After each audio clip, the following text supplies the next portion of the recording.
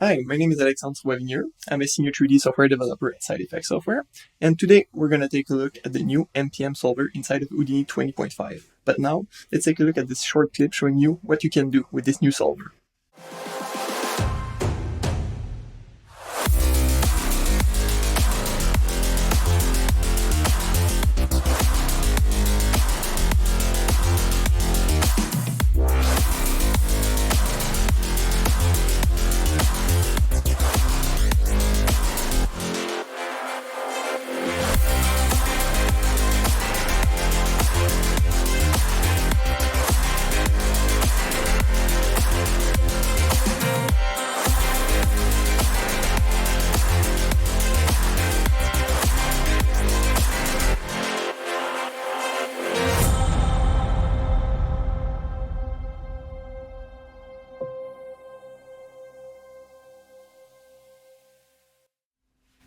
So I hope that you're excited now. By the end of this masterclass, you should be able to do all of those things. You're going to be provided with all the material to do so. And this masterclass is going to be divided into 4 sections. So first section, we're going through the theoretical side of things about MPM. Then we jump inside of Houdini and we look at the nodes that we have available to us.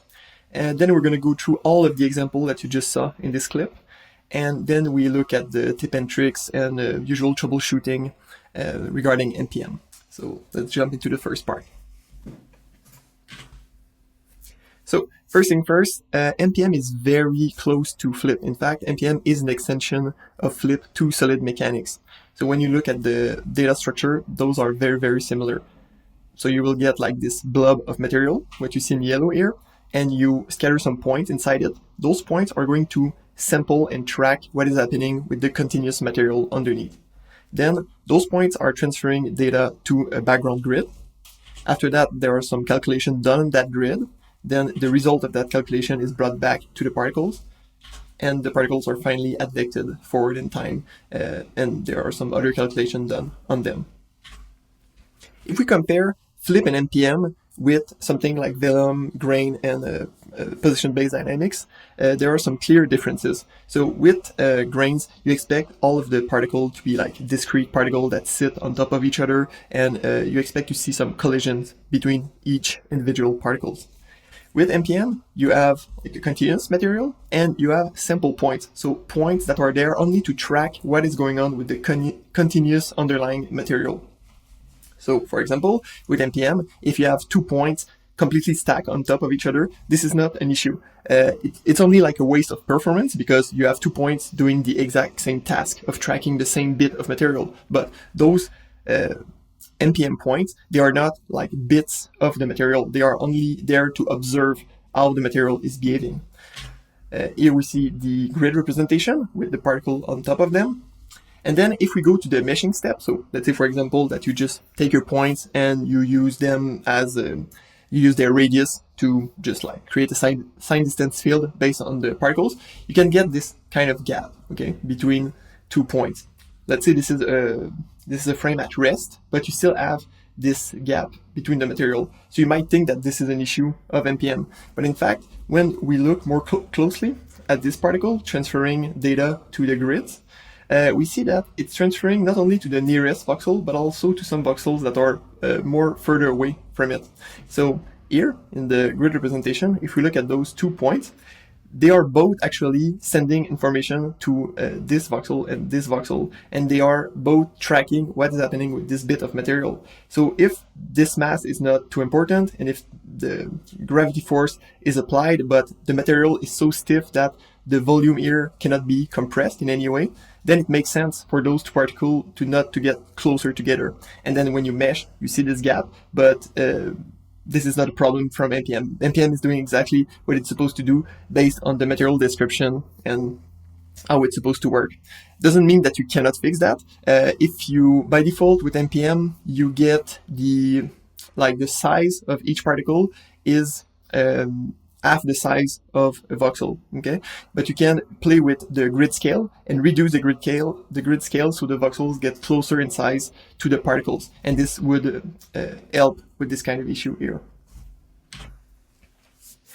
So if we compare MPM to FEM now, MPM supports solids, so it will support both elastic and plastic deformation.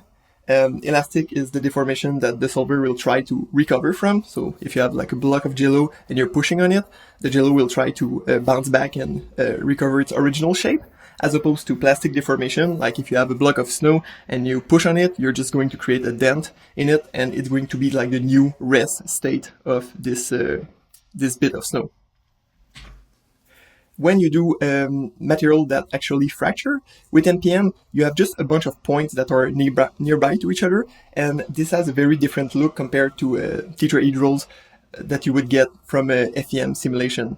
So depending on the material that you're trying to simulate, sometimes MPM will give you like a more organic and more interesting look than what you would get with the FEM fractures. So MPM offers you multi-physics support, so you can simulate a bunch of different materials like a solid, granular, liquid, and viscous material. They are all interacting with each other. You have two-way coupling between all of these, so you don't need to pick and choose like what material is going to influence the other. They can all interact in the same environment. And when you get to the render part of things, then you can do meshing like you would do with Flip. You can also do point instancing where you use all the material like the MPM points and you just copy geometry onto them.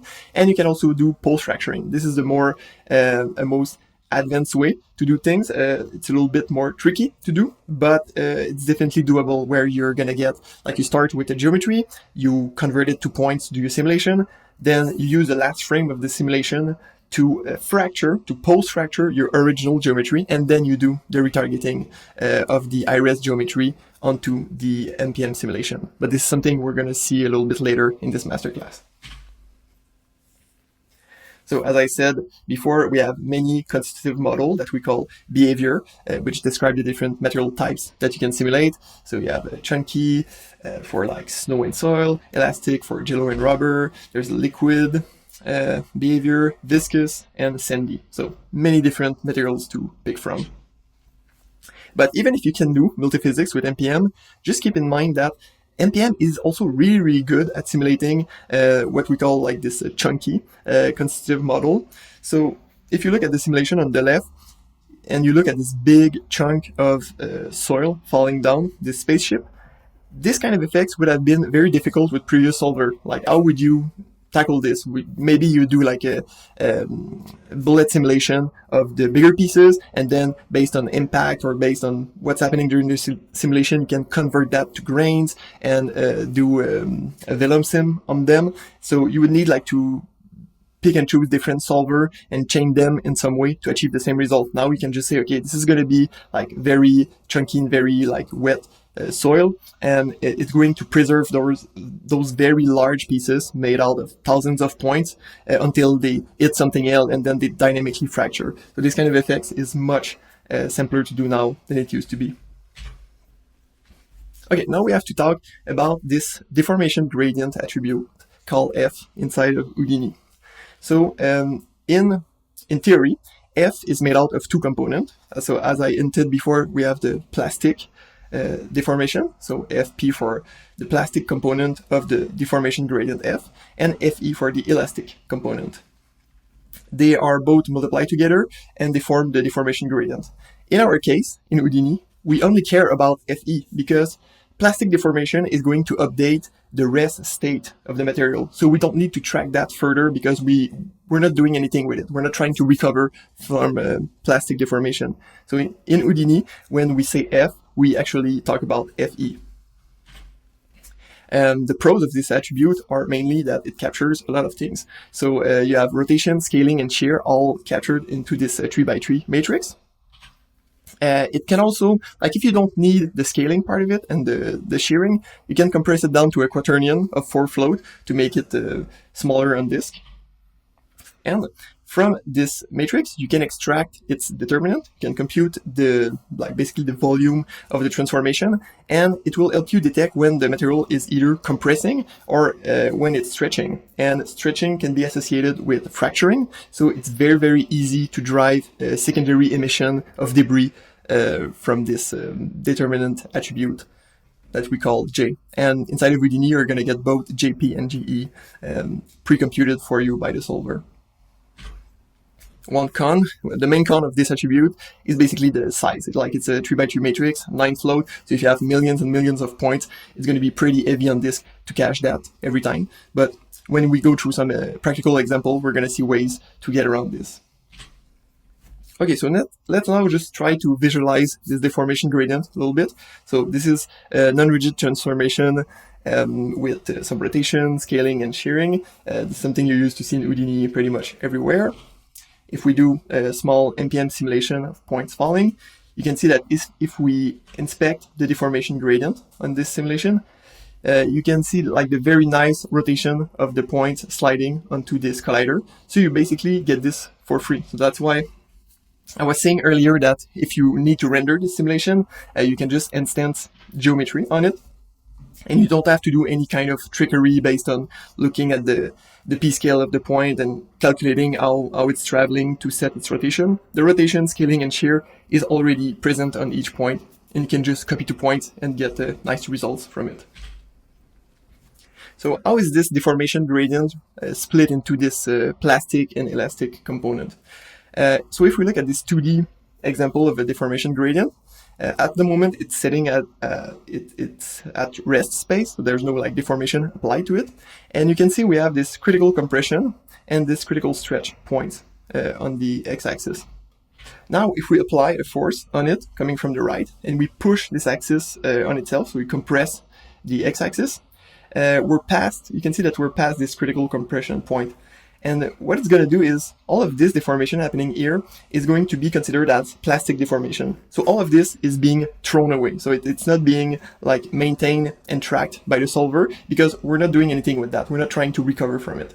But here, the distance between this point and this point, this is the elastic part. So from on the next time step, the solver is going to try to recover from only the deformation happening here. And this is going to be our new deformation gradient. Those two things, critical compression and critical stretch, are user-defined parameters that you're going to set yourself, and it's going to greatly influence how the material is going to behave elastically or plastically. But we're going to see more of that later. So with MPM, we do explicit integration, which means this requires a lot of substeps. And this is not necessarily bad news because it will allow the collision and the dynamic friction to be very, very accurate. The substepping, so the amount of substep per frame, is completely dynamic, and it will depend on speed, stiffness, resolution. All of that stuff is going to drive how many substeps are required per frame. As a user, you have two parameters that you can control to influence that. You have the CFL condition, which you should be used to, and the material condition, which is new for this solver. There's also always a min and max hard limits that you can set. So let's say, for example, you never want to go above 100 substeps. You can set a hard limit to that. But just keep in mind that if the solver requests 3,000 substep, 300 substep, and you clamp it to 100, for example, this might lead to instability because there's most likely a good reason for the solver to request 300 substep instead of 100. So here, just a little recap of the CFL condition.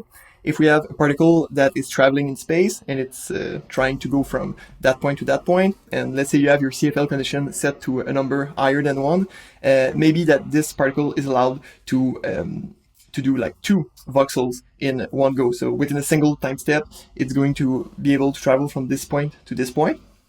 And this is usually something that you want to avoid with grid-based solver like that.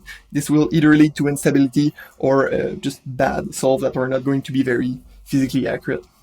As opposed to this, when you have a CFL condition smaller than 1, then your particles are prevented from traveling more than the width of a single voxel in each time step. And this is most likely what you want. Now if we talk about the material condition, which is the new thing for MPM, this has nothing to do with how fast things are moving, but it has to do with how fast the impulse are going to propagate through the material. So let's say, for example, here we have this collision happening between those two bodies, and we see a wave of impulse traveling through the material. If this is a very stiff, the other way around, if this is a very soft material, we might expect to see the actual wave traveling through the material. So if it's jello, maybe we have one frame where only this part is affected, then the other frame, this part is affected, and then we finally on the third frame, we see this part receive this wave of impulse. But for very stiff material, you expect this whole body to move as a single unit, right? So within a single frame, you need this impulse to propagate all the way from this end to this end of the material. So this material condition is going to work this way. It's going to look at the material description. It's going to set like how fast this wave has to travel through the material, and it's going to drive the number of substeps such that the wave can actually travel the proper distance based on the material. This also means that if you double the resolution, so if you make the voxel twice as small, then you need twice as much substeps, because on a single substep, the single voxel can only transfer data to the nearby voxels, and then your voxels are now twice as small. So you to travel the same distance in the world unit, you need twice as much substeps. So this is just something to keep in mind. And now just another example to drive this point home even further. Let's say we have this 2D deformation gradient. We have a force coming from the right. Here we get material inversion on the x-axis. This is definitely something that we want to avoid. For all types of material, this is going to be a huge problem. For even like soft material like jello, this is not going to work well. Now, if we divide our time step delta t by 2, we get something more reasonable, but for not stiff material, so for like jello and things like that, this might be a reasonable deformation gradient. But if we have a stiff material, we're gonna have to go even smaller, so maybe delta t divided by 10 to get like a very, very small deformation. Because if we have stiff material with that amount of deformation, the reaction from this deformation on a stiff material will most likely lead to instability. And this is something that we want to avoid. So just by default, if you set your material very stiff, the solver is going to make sure that only small amount of deformation is allowed. So as I hinted multiple times, MPM will support stiff materials like concrete and metal.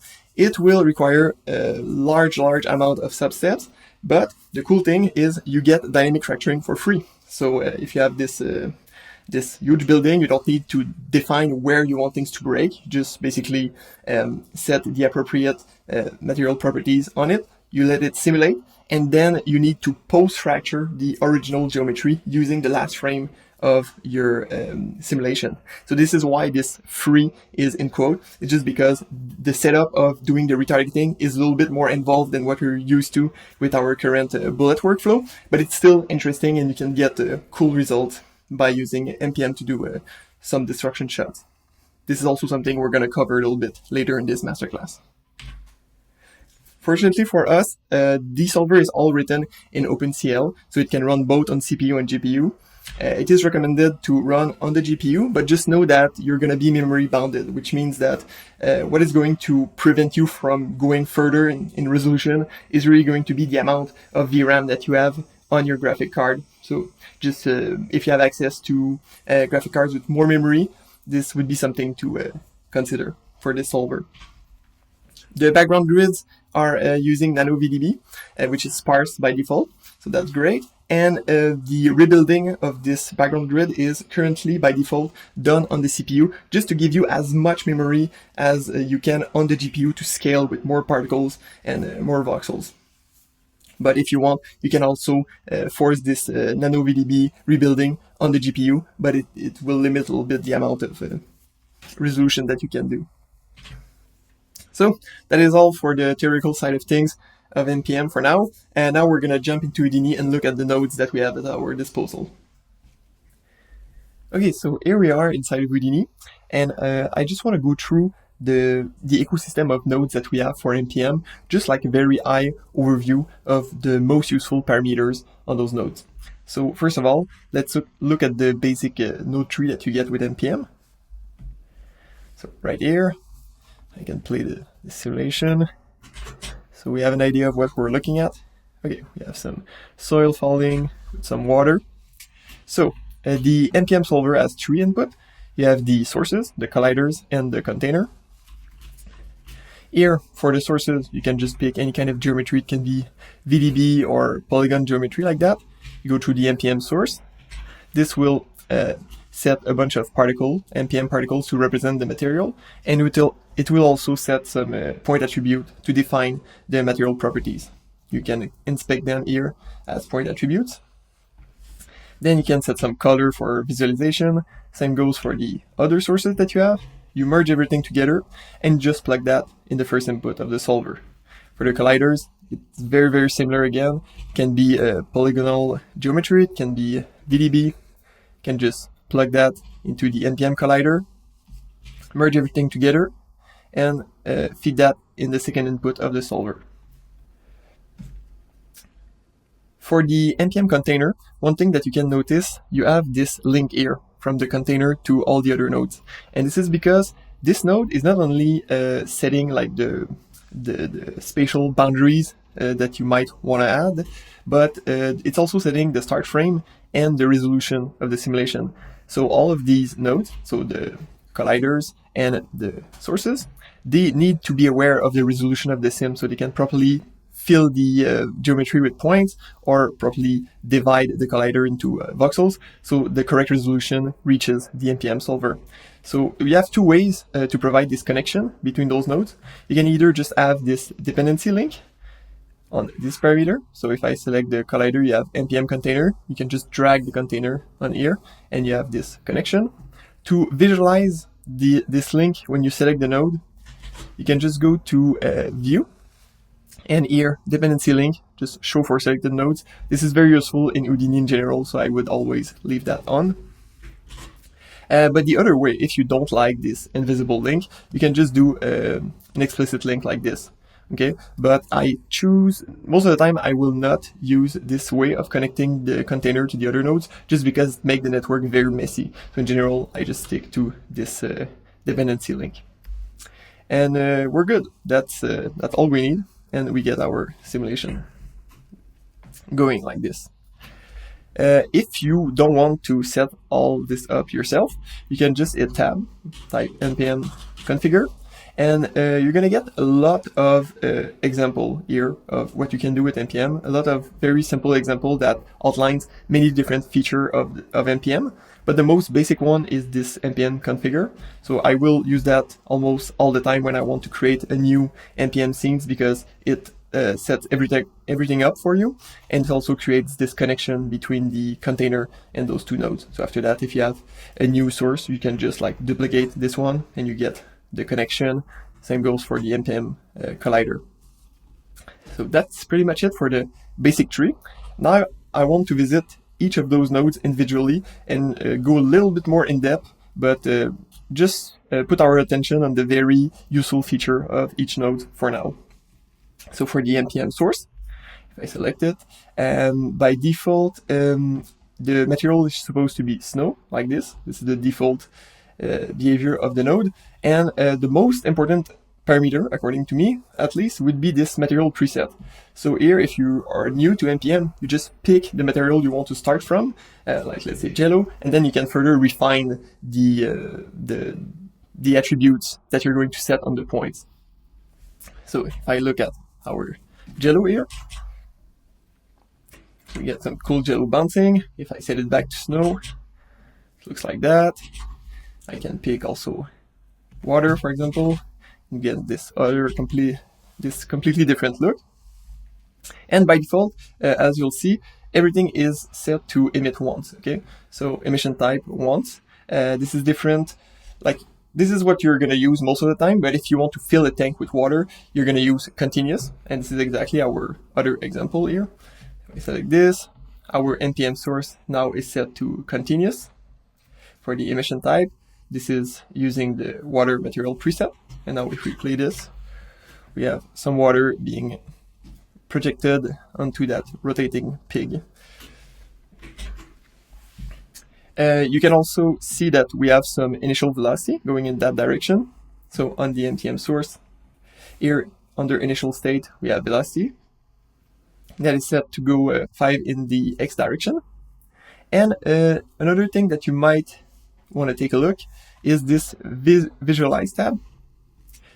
It has to do with how you see the particles in the viewport. And you have to know that this doesn't influence the solver at all. So even if you make like the spheres super small, or you make them very big, this is not used by the solver. It's only used for visualization in the viewport, and it might also be used in post simulation when you do meshing and things like that. You're going to use the p-scale to build your sign distance field from those particles.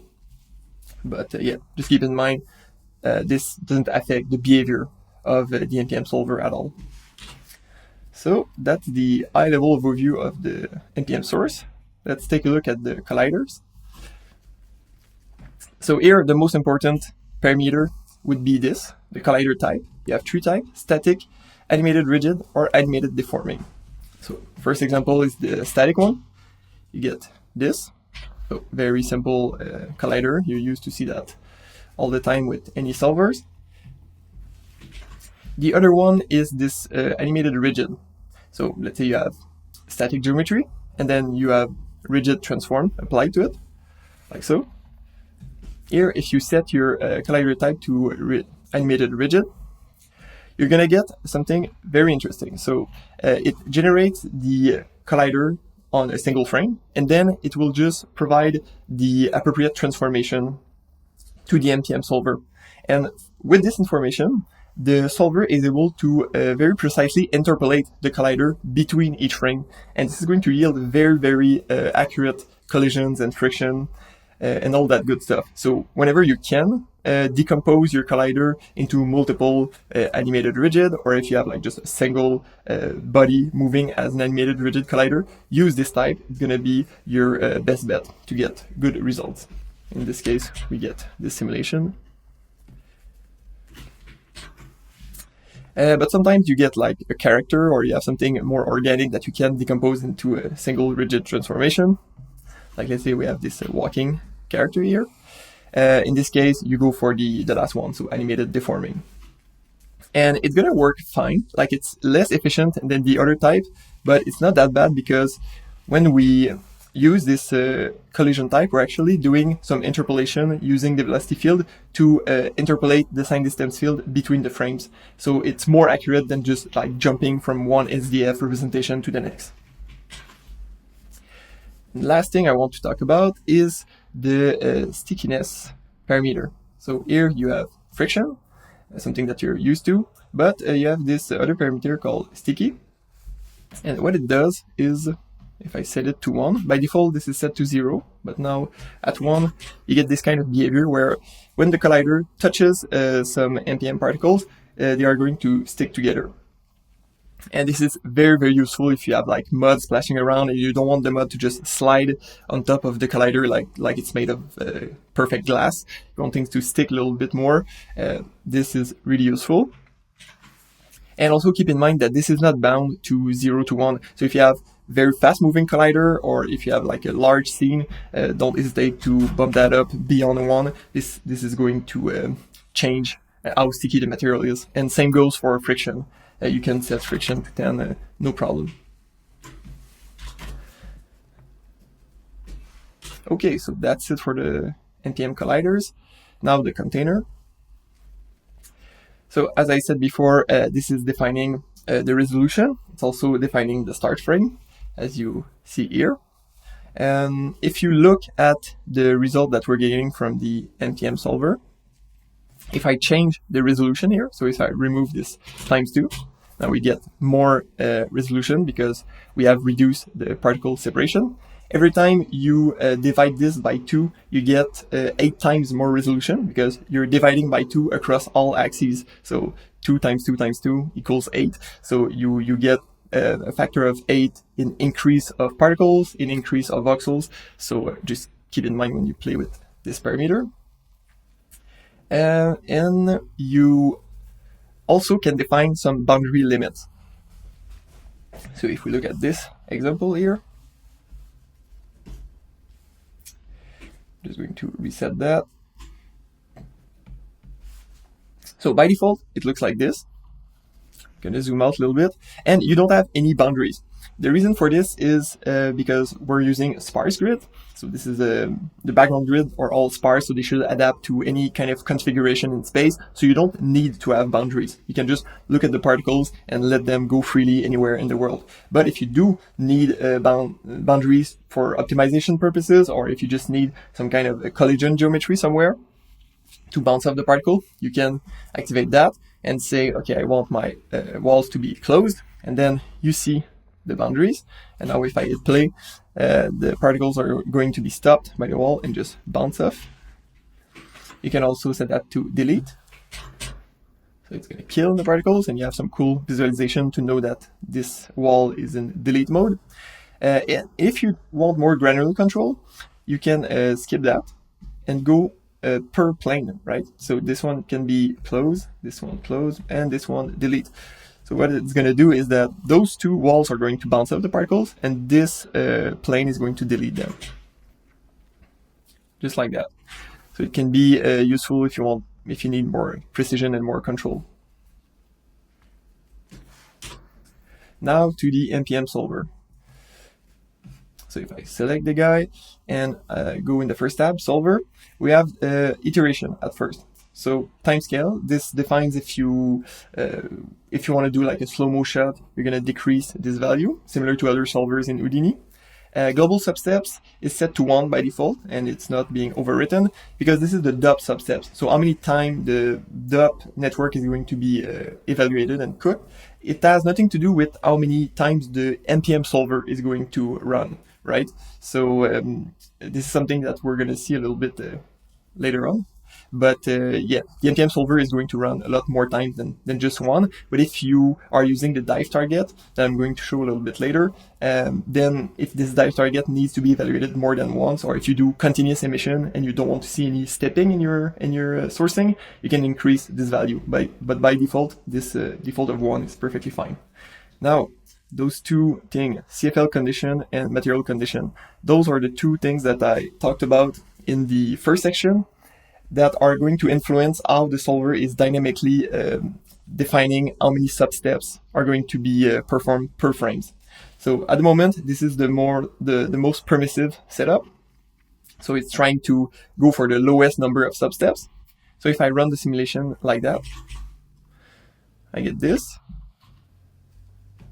And now if I go to the details attribute, you're going to see that we're running at 46 iteration. So 46 substeps per frame, 46 MPM substeps, and not DOP substeps.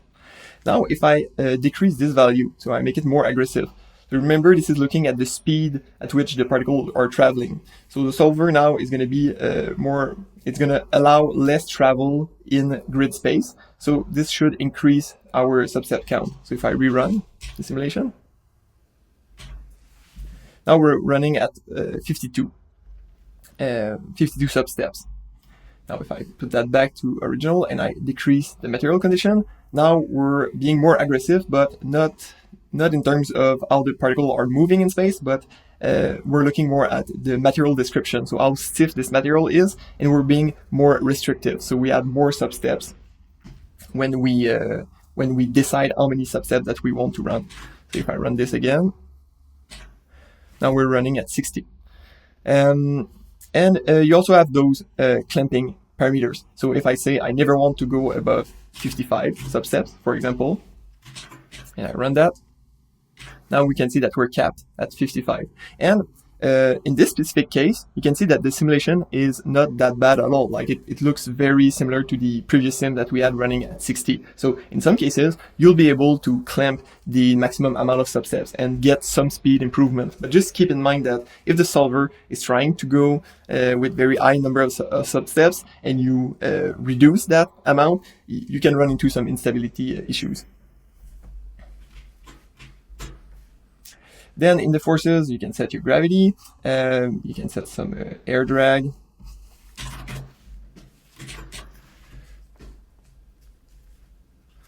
Like that. You have a built-in ground plane, this green thing. You can change its position. Maybe we move it up a little bit. You can change its up vector.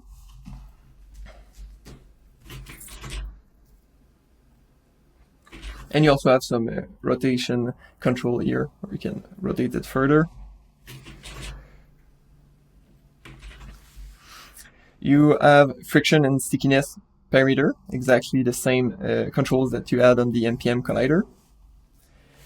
And that's pretty much it for the ground plane. Then if we go to the visualization tab, you can show this container or not. Same goes for the colliders and the ground plane. You can also show the background grid. So this is not actually like the voxels, but those are the tiles that contain the voxels for the background grid. You can use that for debugging purposes. And finally, you can also look at some point attributes on the particle. So at the moment, we're looking at the plastic component, in fact, the determinant of the plastic component of the deformation gradient, JP. This is the attribute that is very useful to trigger secondary emission, but we could be looking at other scalar attributes like speed or other things. And finally, we have this output tab where we define the kind of attribute that we want coming out of the solver. So as you can see, this deformation gradient F, that was this 3x3 matrix, it's turned off just to make your cache smaller. So if you don't need the deformation gradient, just don't cache it, and things are going to go a lot smoother. You have this affine velocity matrix. This is also a 3x3 matrix. I wouldn't recommend outputting that because this is more like a technical attribute internal to NPM. If you're interested in how NPM works, you can look at it, but it's not really expected to be used in a production context. Then you have your velocity, you have your GP and GE, so determinant of the deformation gradient, plastic and elastic, p-scale, ID. This is not something I talked about, but there's a way to do pin constraints on the points, so they track onto an animation or they are fixed in space. You can output this attribute as well. You can set age on the point, and you have this source name. So all of those source node, NPM source, if you look at the point attributes, it's going to pick up the name of the node and set that as an attribute. It can be useful post-simulation if you want to segment your sources and treat them differently for meshing. So by default, this is being exported, and you have here a list of other attributes that you can export. For the details attribute, all of this is very light, so I would just keep them always on. It's not going to make your cache any heavier. We have our subset count, and we have other attributes that can be used for meshing. So the size of a voxel, dx, we have the grid scale, and the particle separation. So as you can see, the voxel size is exactly this multiplication. So this is a factor of how you multiply the particle separation to get to the voxel size. And then that's pretty much it. The last thing, last but not least, is the dive target. So I'm just going to reset the ground plane, something more sensible. Now if I double click on it, I can do like pop force and add this pop node here and put some crazy noise on it. If I go back up and hit play, we should have some crazy noise going on. Cool. So now we're done with this quick review of all the NPM nodes. We've just skimmed over them to look at the very high-level parameters. Now we're going to dive into more involved practical example and look at other attributes, but more in context of shots that are closer to what you would see in production. So here we are inside of Houdini, and as you can see, we have all the setups for all the scenes that we saw at the beginning of this masterclass. And they are very, very similar to each other. So we're going to go through them one by one, but as you get used to the first setup, you're going to see a lot of similarities between all of them, and you will be able to appreciate how easy it is to set up those scenes with NPM. So before we jump into that, I just want to show you one thing. So this is something I said before, but you can always, before continuing onto those more advanced setup, you can just type npm config at sub level, and you're going to get all of these examples that you can learn a lot of things from. So you could look at them before jumping into the next part of this masterclass, or you can just follow with me and look at them later. Okay, so now let's just take a look at this first example.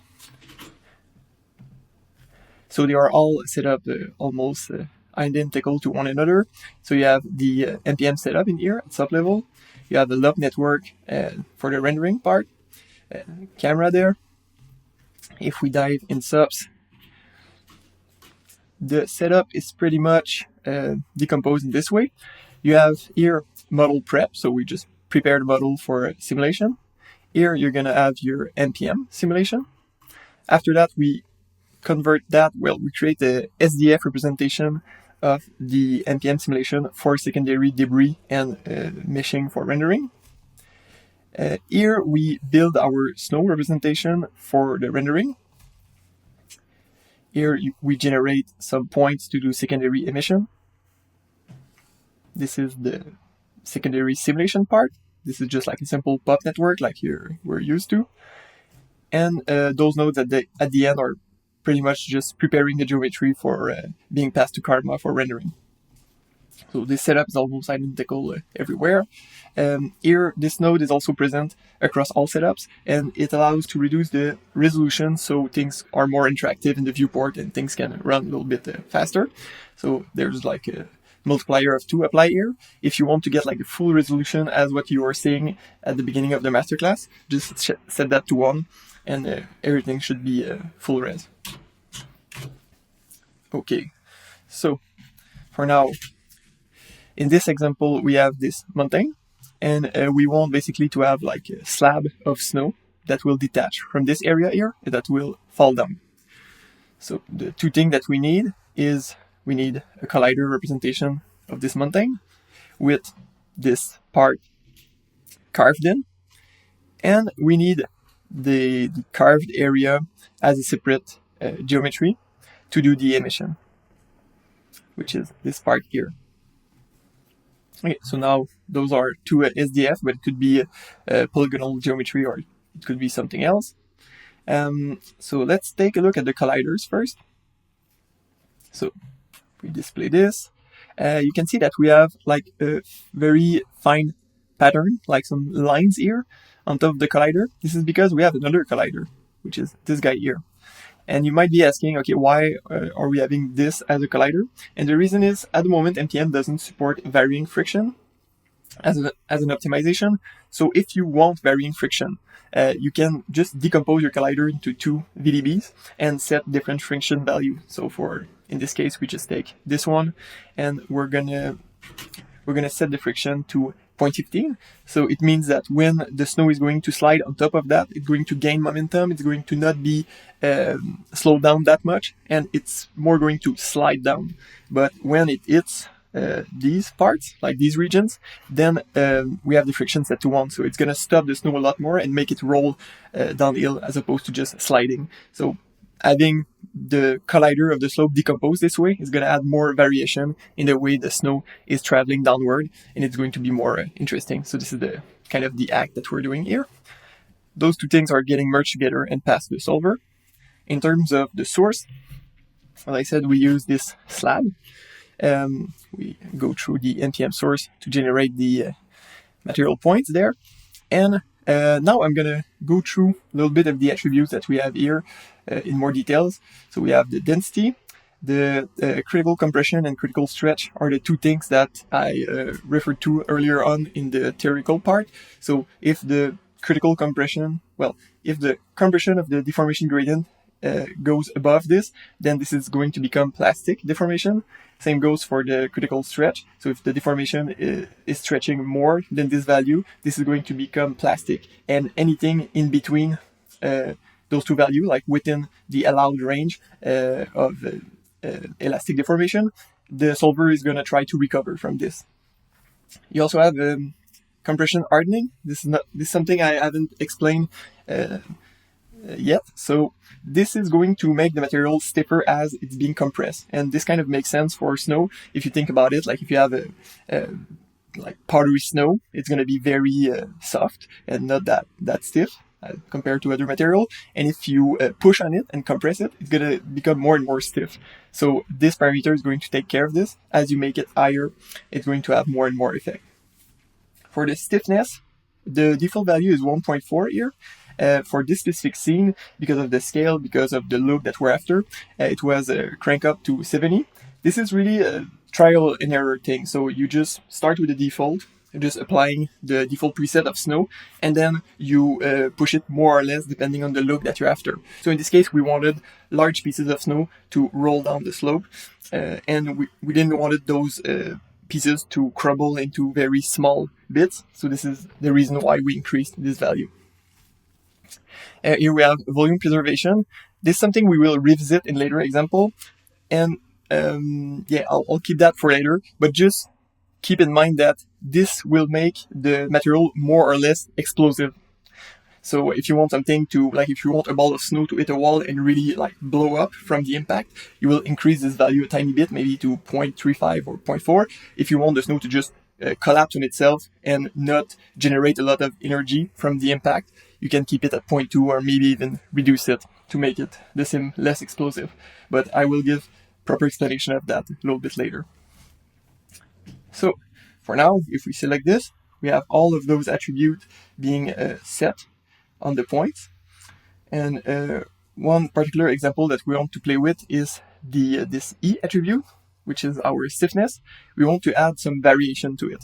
So if I display this node here, I set this, so I'm generating a noise here with this crazy one-liner.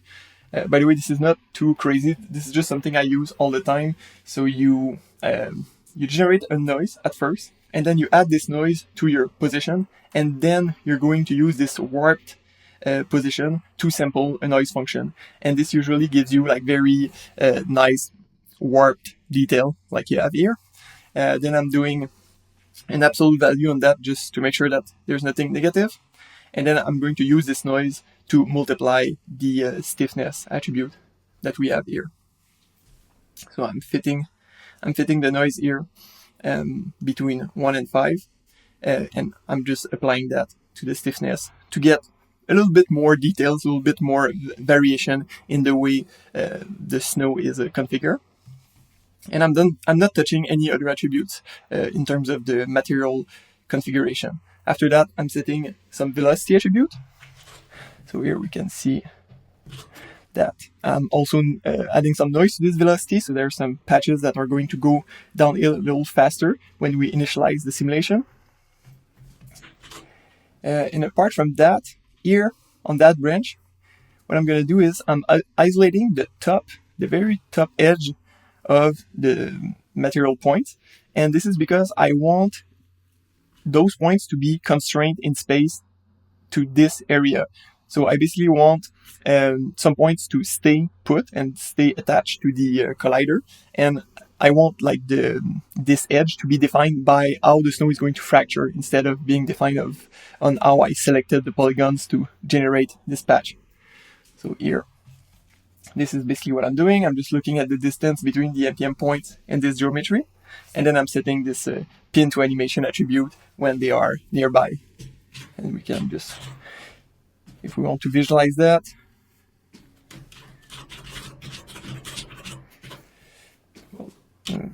like this. So we can see all the points that are being pinned to this piece of geometry. And this is really going to help to make the transition between static collider and simulated snow to make this transition a little more organic. Okay, and apart from that, I don't think there's anything else that was changed. If we select the solver on the solver tab, yeah, there's nothing changed. We're just removing the ground plane. Nothing changed, nothing changed. Here, we're not using the deformation gradient in this scene. We're even removing velocity to just make the cache lighter on disk. We're also removing this pin to animation attribute. And for the domain, we're killing all the particles that are going too far away from the mountain. So we're using this mountain bounding box as the domain. And we're killing everything that is going off. So from this setup, we're getting this simulation here. Here we're looking at our JP attribute. So you can see that everything that is in red is breaking and stretching, and everything purple has preserved the volume that it has at the very beginning of the simulation, so not breaking. And usually want some kind of balance like this. Like at the moment, it seems like there's a lot of things fracturing, but yeah, you basically want to preserve a lot of these big chunks as they are tumbling down the slope, and it will add cool variation to your simulation. From that point, we want to generate the collision representation of this geometry. So we're merging the simulation there, computing the velocity because we don't have it anymore. And then we generate a VDB from the particles. On this VDB, we want an SDF, and we also want the velocity field to be calculated. And in terms of the resolution of the VDB, I'm just fetching the particle separation, the detail attribute on the cache, and then I'm dividing that by 1.51 because this node expects the voxel to be 1.5 times smaller than the smallest p-scale for this to work. So if you want like good quality sign distance field representation, you can just divide by this value, and it should give you a good balance between being very heavy on disk and being very bad in terms of quality. Then we split both things, so SDF on the side and velocity on the other. In this case, it's not like flip where you really want things to be like super smooth and you want things to look like a liquid. In this case, we still want some level of granularity on the snow, but not that much. So we're doing some operation, some reshaping on it just to get it a little bit more smooth, but not as much as a liquid. So some dilation here, some smoothing. After that, we rebuild the SDF. This is not something I do often, but sometimes you get a lot of pockets of empty space inside of the SDF. It makes it very heavy to cache on disk. So rebuilding will by default get rid of those holes inside of the SDF. And yeah, it can save you some disk space. And on the other side, I'm just downraising the velocity field, making it not visible. And I'm merging both grids and caching that. So here we have our SDF representation. That is good. And after that, we want to build the geometry that we're going to render as the snow. So for that, we're going to use this SDF, but not directly, because we got rid of a lot of information by just creating this SDF. We want to bring back a lot of the density variation that we have from the point distribution. So again, I'm going back to this MPM simulation, creating the VDB with the appropriate res that we had upstream. Then I'm rasterizing that to a grid. So this has a couple of advantages. We have cool variation in the density now, because where you have like a lonely point in space, it's going to be very low density. If you have like a lot of points that are being packed somewhere, it's going to increase the density. So this is really good, but it's also very fuzzy. Like at the moment, we can't really see it from the viewport, but the edges of the snow is going to be like very, very fuzzy. And we want some places to be more defined than other. So for that, we use our SDF, convert that to fog, rename it. Well, we just isolate the surface basically. And then we're going to use that as a mask. So in some areas, it's gonna make the snow a lot smoother, a lot more sharp, because we're masking with this, and it will prune a lot of the very fuzzy details. But the core of the snow is still going to have a lot of variation in its density because of the way we have rasterized it here. So this is a good solution to do snow. And then we merge that with the velocity. And we have our MPM snow like that. But we got rid of a lot of fine details, and we want this powdery look of the avalanche going down the slope. So for that, we need to do a secondary sim. But fortunately for us, this is very easy with MPM, because we have this attribute, JP, that tells us where things are breaking. We can use that to do emission. So here, if I select this wrangle, I'm doing a bunch of different things here, basically just computing velocity. Okay, this is an important bit. Here, I'm computing the delta on JP, so the variation frame to frame on this determinant of the plastic component of the deformation gradient.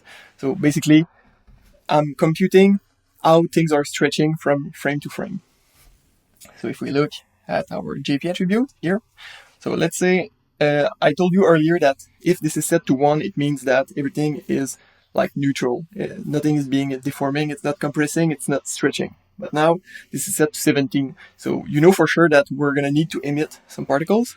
But if it stays to 17 between one frame and the next, it means that we're still static, right? Like we are sticking to the 17 level of stretching. So we only want to emit when we're going to go from 17 to 18. So for that, we compute the difference between those two. So the previous frame JP and the current frame JP. And this dJP, for the delta JP, is what we're going to use to do emission. So from here, I'm just pruning low delta JP. I'm pruning slow particles. And here I'm also pruning all of the particles that are too far away from the surface. Let's say you have a surface. So this is some snow. This is like a fracture in the snow.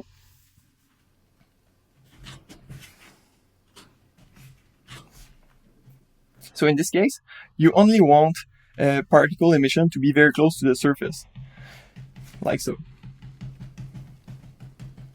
So you don't want points to be like floating on top of the surface, and you don't want to emit secondaries inside of the signed distance field because they are not going to be visible at render time. So what you do is basically you have like a banner around your surface, and you want to make sure that all of your emission is contained within that banner, and all of the other points are being removed. And this is exactly what we're doing here. So our banner width is twice that distance. So we're looking at 0.15 above the surface and 0.15 below. And this surface is, we got this from our MPM SDF representation. And yeah, everything that is out of this banner is going to be removed. Then after that, we just cache that. And we get this for our secondary emission source. Then we further do some pruning based on the dJP. Then we remap the attribute, we compute the speed. Here we replicate based on this delta JP attribute. So if things are breaking a lot, you want more points to be replicated because you want more emission in that space. And if things are moving fast, you also want more replication. So here we replicate based on speed, because we're spreading those points along their velocity vector. So if the velocity vector is very long, you want more points to cover more ground. Like if we have 2 points. Okay, so this is like an emission point at frame 1, and this is an emission point at frame 2. You don't want gaps of emission. So when you emit, you don't want like a bunch of particles here and then a bunch of particles there and have a huge gap here. You want this to be more continuous, like you want this to create a more continuous line in space. You would want something more like that. So it creates something more straight, and you don't have like holes and stepping in your emission. What we do is very simple. We just take the velocity vector, we multiply it by this time increment variable such that we only get the delta, like the difference between 2 frames and not the difference between 2 seconds.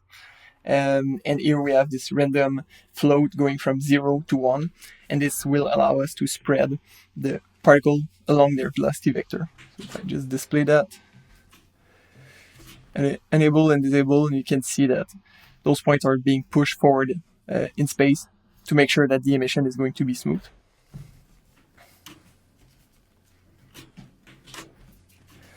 Okay, and that's it for the preparation of the secondary emission. Then we do our secondary sim, and here I'm not diving into the details of this node. Everyone is doing secondary simulation differently. The only thing I'm gonna say is you have this fast SDF collision here. You don't really need to use that, so you can just do like a static object like this and completely disable this node, which is probably too complex for no reason. The only thing I'm doing here, I'm computing like the relative density of the point cloud. This is something I call packing here, point packing. And if we look at the result, so this is our simulation. Okay, so when the points are very densely packed together, it's going to be more on the red side, and lonely points that are floating, separated of the rest in space, are more on the dark purple side of things. And I'm using this attribute to add more or less wind. So when you have a lot of density, a lot of points packed together, I want those points to not be affected by wind that much. And when you have lonely points floating in space, I want them to be affected a lot by the wind. And this adds some nice variation in the simulation. So that's the only thing. But for the rest, it's fairly straightforward pop simulation. After that, we're rasterizing this to a grid, using again the same resolution, computing the velocity here, merging that together, and here we adjust the density. This multiplied by 50 just comes from trial and error, so you look at your result in Karma and you just tweak this value until you get the right look. And here we merge both our MPM snow with our secondary emission, using this maximum operation. And we have the best of both worlds. So we have those large, smooth chunk of snow coming from the VDB snow, but we also have this powdery look coming from the secondary emission. Those two nodes are just representation of the mountain for rendering. So here we have our hero mountain with some UVs, and here we have the environment mountains. So now if I go in our LUP network, here, and I can render that. So this setup is pretty straightforward. You have your snow here, so this is the VDB representing the snow, the hero mountain, and the environment mountains. There's one HDRI as the whole lighting. This is setting the materials, very straightforward material for all those geometry. Here we import the camera, and this is all going into this Karma node. We're using XPU at the moment, and this is what we get. Okay, let's now move on to the second example, the rally drift example. So again, the structure is very, very similar. We just have a little bit more prepping happening here. This is all the geometry preparation. This is our MPM simulation. Then we do our meshing, prepare the points for secondary emission. We do secondary emission, and we do the final preparation of the geometry for the rendering. And this is mainly like the set, not really the MPM points being remeshed. Okay, so let's start from the top. I'm not going to go through all of this, but I just want to let you know that this is the geometry that we are using for the ground. So it's mainly like just dirt, soil, and we have some car tracks here to make it look like it's a rally track or something. And we have an animated car here. So we have this car coming in and drifting. Just so you know, all of this is being animated inside of Houdini with the suspension and everything. It's really not as fancy as the car rig, but it's just a fun procedural way of animating a car in a simple fashion. So if you want to take a look, it's all there. Then after that, we're basically trailing the car, to see where it's going. And after that, we're splitting the ground geometry into two separate parts. So the first part is going to be the collider. So we have removed this part where the car is coming in, and we have separated this out because we want to simulate this and keep the rest static. From there, we're also adding additional geometry. So we're scattering a bunch of points on top of the mud, and this is going to be more stiff pebble-like material. And we are also adding some muddy water on top of the soil. Again, I'm not going into too much detail on how this is being done. This is very like usual Houdini SDF kind of manipulation, so you can look at the tree upstream to get more information. And here, I'm going back to our soil that we're going to simulate. We're basically splitting that in two again, because we're going to use two different constitutive models, two different material description to simulate the soil. So this is going to be like one part of this split, and this is going to be the other part. Those two nodes are being object merged here, and this is where we're doing our MPM simulation. So first I'm going to start with the material here, material sources. So this is going to be our stiff mud. If I go to the first frame, we can actually see our MPM particles. Keep in mind, again, this is half the resolution of the high-res version of this scene. If you want the full resolution, you have to set this back to 1. But for now, for interactive purposes and speed, we're going to stick to this. So here, we're just going to pick the mud preset, and that's it. There's nothing changed here. This is just like the mud preset for this. And then the other part of the soil, this, we're going to use the soil preset, I think, yeah. Soil preset. And again, just this is the soil preset as is. There's no change here. For both cases, like for both the mud and the more chunky soil, we're going to modulate a little bit the attributes. So in this case, this constitutive model, it has some viscosity. And in fact, I'm going to explain a little bit those two parameters first. So stiffness and volume preservation, this is the same thing as we had with the other, like with this chunky constitutive model.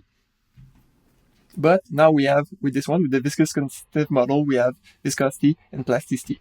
Viscosity is bound between 0 and 1, so there's no point in setting that higher than 1. 1 is going to be like very, very, very viscous, like almost like a solid. And 0, it's almost behaving like water. Then you have plasticity. In this case, plasticity behaves in a way where as the material is being deformed, it's going to hold its shape. So this is very useful, like if you want to create like a cone of soft ice cream. Also very good for shaving cream, things like that, where it just like emits a pile of material and you just want it to hold in place. You can play with this plasticity setting.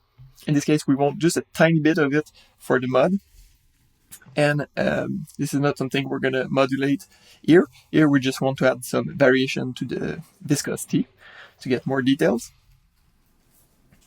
On the other side here, we do the same thing, but with the E, so with the stiffness, because we're using a different constitutive model. When we use a chunky constitutive model, it make more sense to act on the stiffness and the volume preservation, but mainly the stiffness.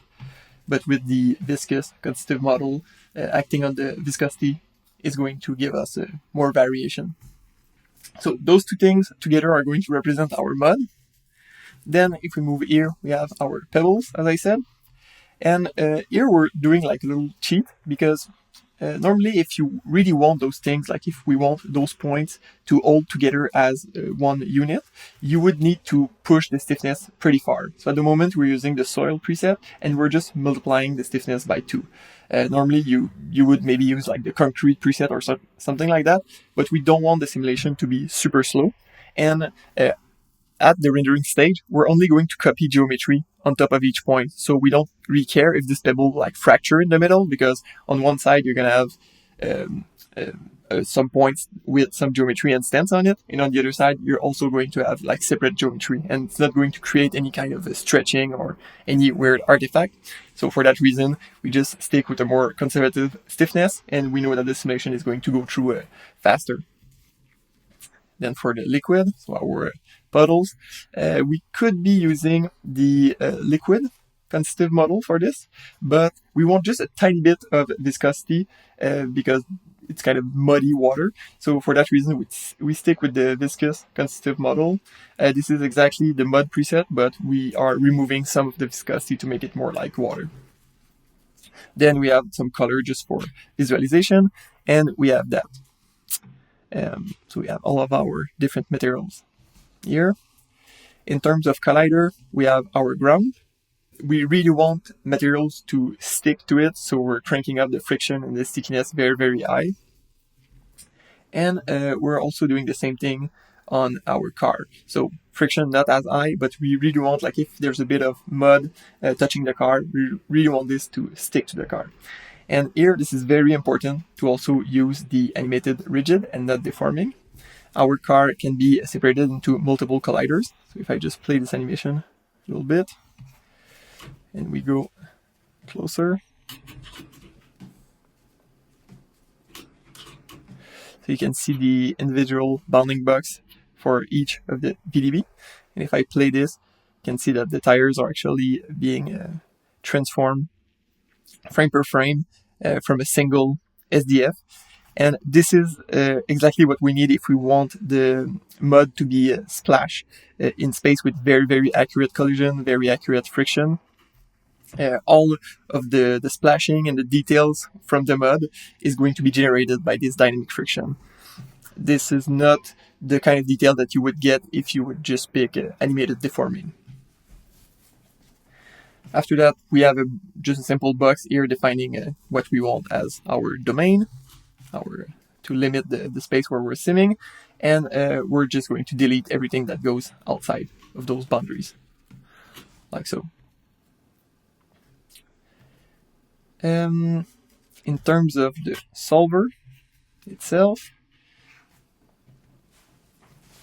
we're not changing anything for the CFL condition and material condition. We just keep the default. We're not changing the min-max substeps. The time scale, we want to do a slow motion shot in this case, so we set that to 0.1, and we're going to reference this parameter right after our animation. So here we have our final animation, let's say. So this is our final animation. This. So this is like real time.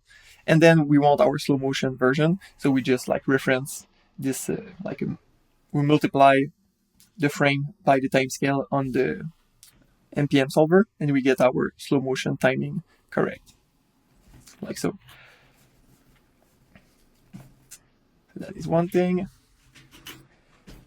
Then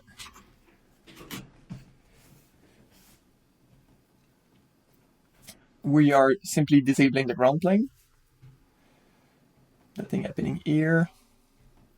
For the output, we output the deformation gradient because we want to instance some geometry on the pebbles, remember? So we need that for the proper orientation of these.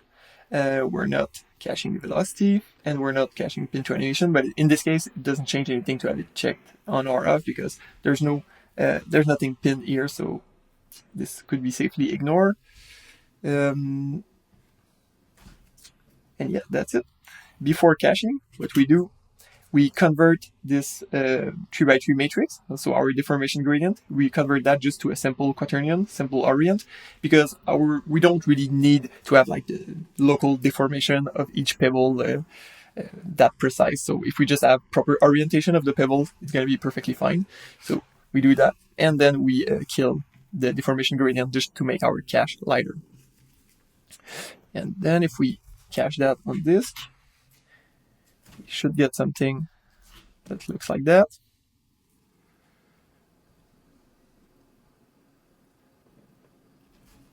And here we can look at it more in context.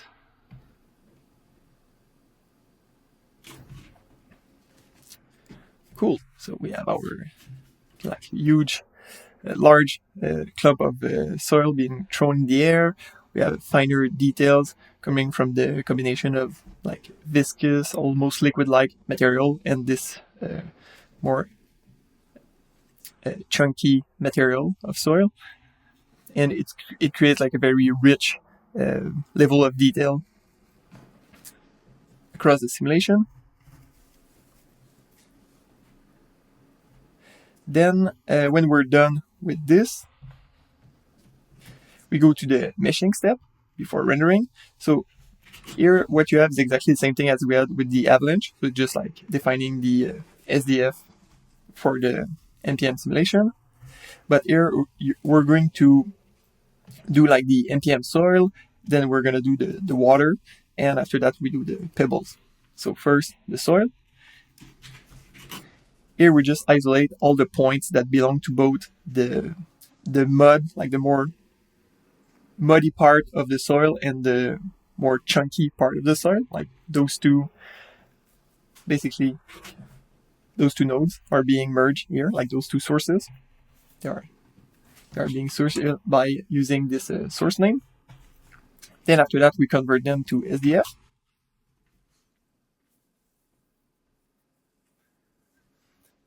Again, if I just dive quickly inside of this node, normally, if you're doing like liquid, you can have this SDF dilate much higher along with this SDF erode. Same thing for this smooth. But in this case, we want things to look more granular, more chunky. We want to preserve more details. So we're going to accept this blobby kind of look for this material. And we're going to keep those nodes set up this way. But just keep in mind that you can play with that and change the look drastically to go more toward a smooth and liquidy look. Then we can convert that to polygons. Here I have a small optimization that can be skipped, but this is just like to prune some of the polygons that are not going to be seen in the render. So I'm just using like the colliders to prune some polygons. Then transferring velocity, transferring rest attribute, and we get our final geometry that will go to render. For the water, we have very similar setup. The only difference is that we're using the particle fluid surface to generate the initial sign distance field. Like so. Then very much the same thing. We're just not transferring the rest attribute because we won't use it at render time. And here we have two representations of the water. The first one being the surface. This is what we're going to use to do like a specular reflection, things like that. And on the other side, we have the volume representation for to get like this nice scattering of the light inside of the water. Here we have our pebbles. Here we're just basically setting, like we're adjusting the p-scale, adding more variation. We're defining an index here. This is going to be used at render time to instance different pebbles on different points. We're adding some variation to the orient attribute. And that's pretty much it. So just making sure that everything's going to look as natural and organic as possible. Here we're kind of building our library of rocks. We can look at it if I do this. So we have this kind of library of low resolution rocks. This is what we're going to instance on the points. And yeah, that's pretty much it for the meshing and the preparation of the MPM geometry for rendering. Here, this is very similar to what we have done with the Avalanche. So we're just preparing, using the MPM simulation and extracting the points that we need to do secondary emission. I think the only difference is the geometry that we're going to use as colliders, but this is very similar. Here we're doing our simulation, again, very similar. The output of maybe one thing that is different is, since this is a slow-mo shot, I think this node, in here, we divide the velocity by the time scale, okay? Here we are computing the velocity based on the difference in position, but we are not considering the fact that this is a slow motion shot. So since we're running at 1/10 of the real time, here we need to divide by this 0.1 to bring back the velocity to what the particle is actually traveling within a second at real time and not in slow motion. So this is just making sure that this simulation, running also with this time scale of 0.1, will be correct. Like the points are not going to be slower than they are supposed to be because of that adjustment. So just keep that in mind if you're doing a slow-mo shot. Your velocity vector need to be appropriate. After that, when we go out of this, so let's look at the simulation that we have. So this is our secondary simulation. Again, we're looking at our point packing. So the points that are tightly packed together are going to be less influenced by the wind, and the other way around for the purplish points.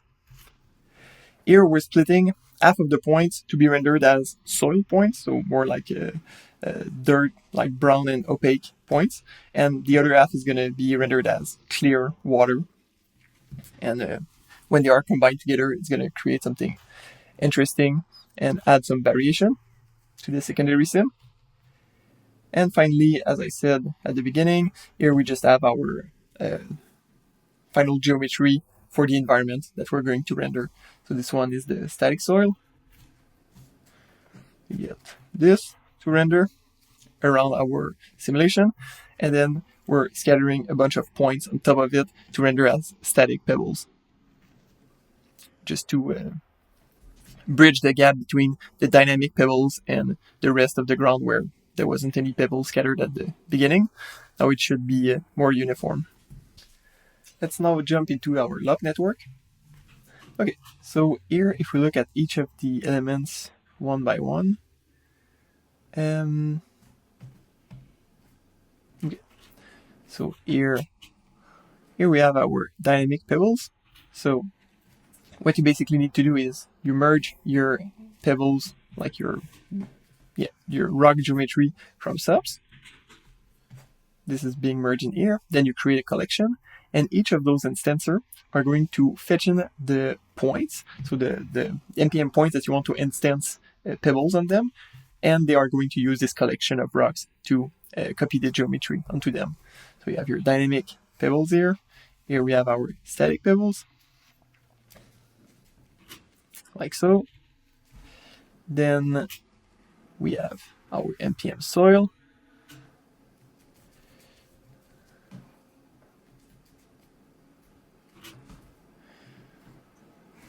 Our water. So if I go on the other side,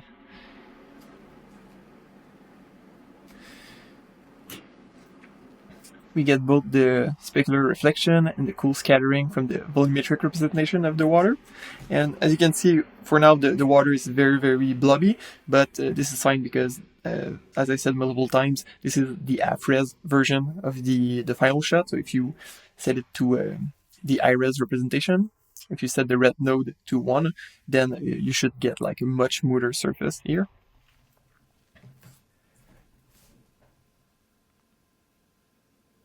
This is our static ground.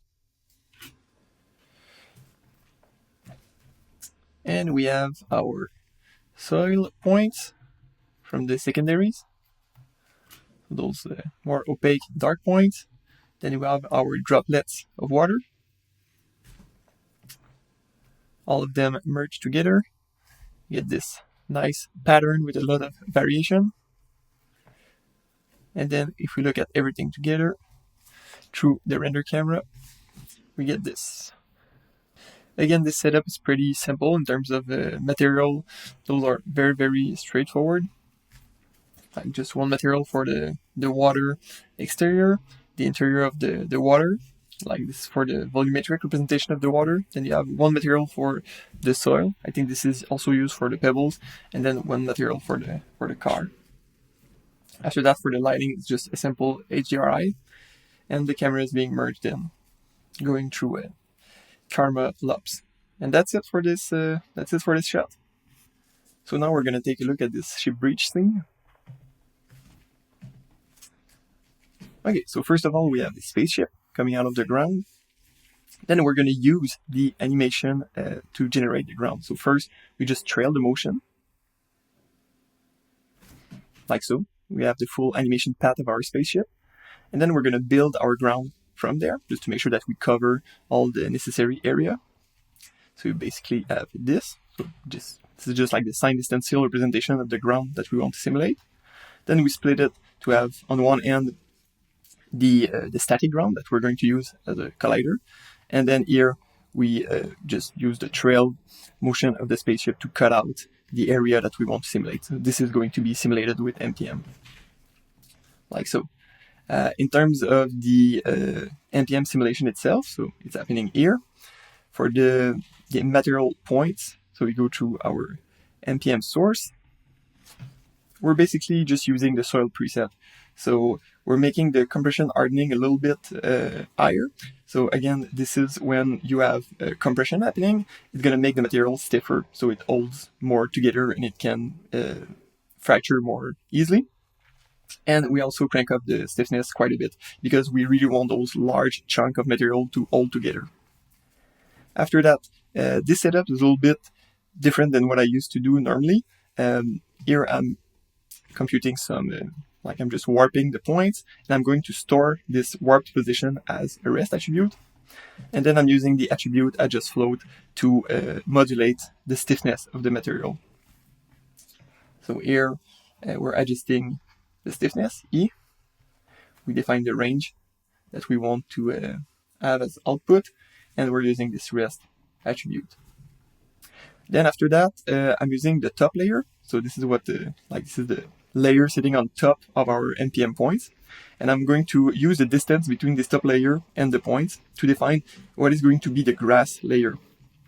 So here I'm setting this grass group, and also I'm changing a bunch of the material properties just to make the grass behave a little bit differently than the soil that we have underneath.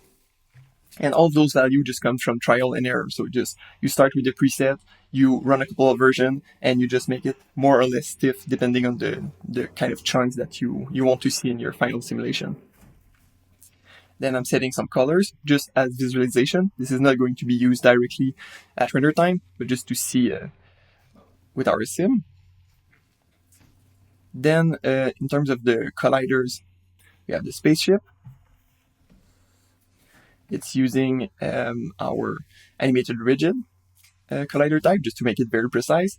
In terms of friction, we're making it a little bit slippery. We still want to see some of the soil just slide on it and fall down, but we also make it sticky. So if there are some soil that goes in contact with this underneath here, it's going to stick to it and it's going to make the simulation a lot more detailed and interesting.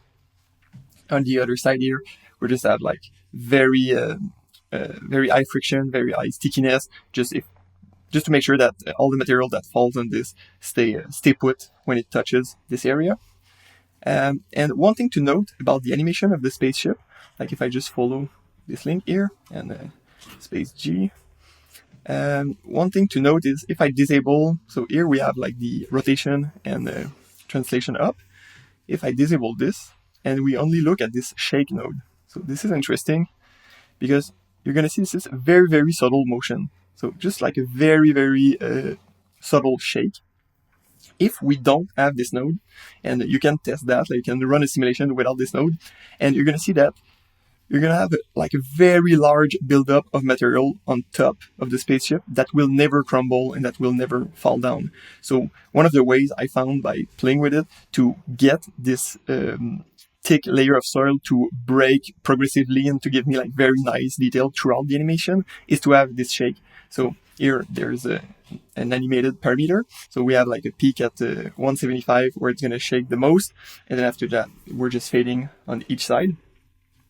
And yeah, you can test with and without, and you're going to see a very large difference between the two simulations. In this case, we're really relying on the precise collision and the precise friction that we get with the animated rigid colliders. And we can get very different looks just by adding those subtle motions. And then for the solver itself, I don't think we're doing anything fancy. So this is all at default, same. And for the output, we are exporting the deformation gradient. We're not going to use the 3x3 deformation gradient. So right after the solver, you can see that we're converting our 3x3 matrix to a 4-float quaternion, just to make it as light as possible on disk. But this is going to be used for some upresing process on the soil and also for the grass layer that we have on top. Apart from that, we're just eliminating a bunch of attributes to make the cache as light as possible. And that's pretty much it. If we look at the final result, I can probably also template the spaceship.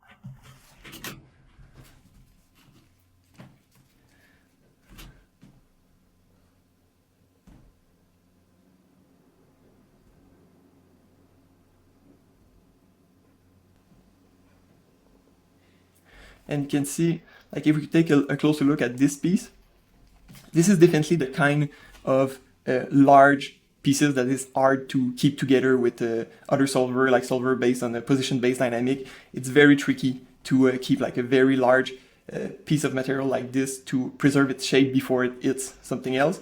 So yeah, MPM is really good at keeping that together. And even if you increase the resolution, because remember that we're still half-res at the moment, so if you want to go to the full resolution of the clip that you saw earlier, you need to set that to 1, and you will see that those big chunks are still preserved, even at higher resolution than this.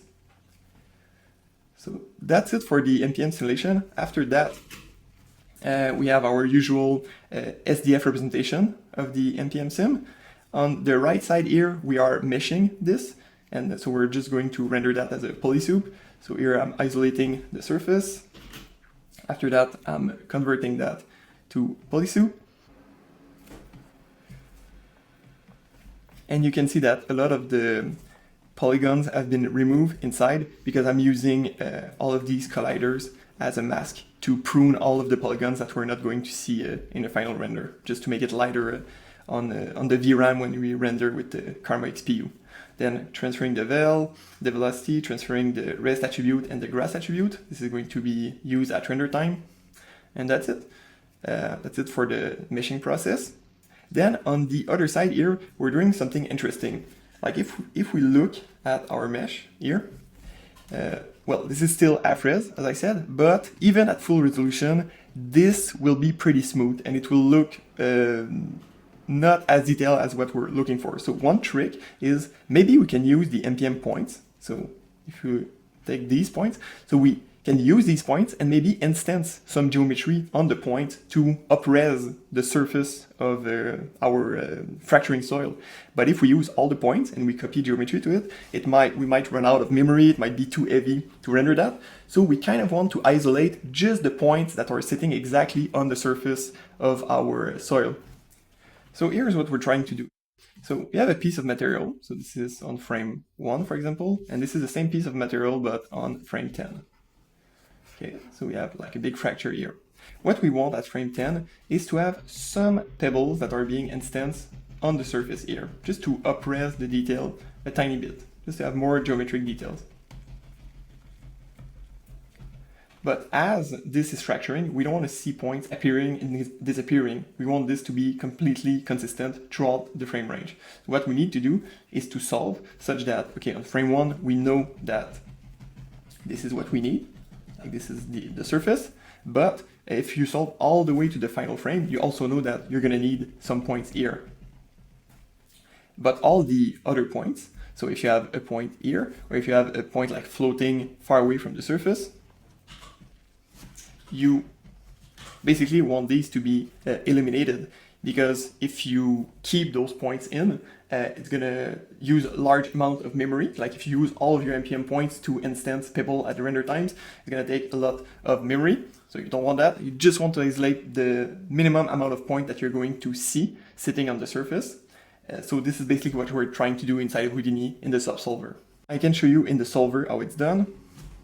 So here we do like 3 different things. So if the point gets too far away from the surface, we're just going to kill it. So as soon, we're basically solving through the whole frame range. And as soon as the point gets far away from the surface, we're just going to add it to this group to kill, and we're going to remove it. If it was previously added to the edge group, so if at some point it was sitting on the edge, then we just, again, add this attribute back just to make sure that we maintain an history of what was sitting on the edge. And if it wasn't on the edge, but now it's currently sitting on the edge of the sign distance field, then we add it again to this edge group. When this is solved, so we go all the way to the last frame, and we solve through the whole frame range, then we can isolate this. And we're left with only the points that are going to be sitting at the edge at one point or another. So this is 500,000 points compared to 10 million points. So this is just like a very small subset of the points. And this is going to be a lot more efficient when we copy, when we instance geometry on it at render time. now we have the animated version of this, and you can see like the cellular pattern that we're getting from just keeping the edges of those large chunks.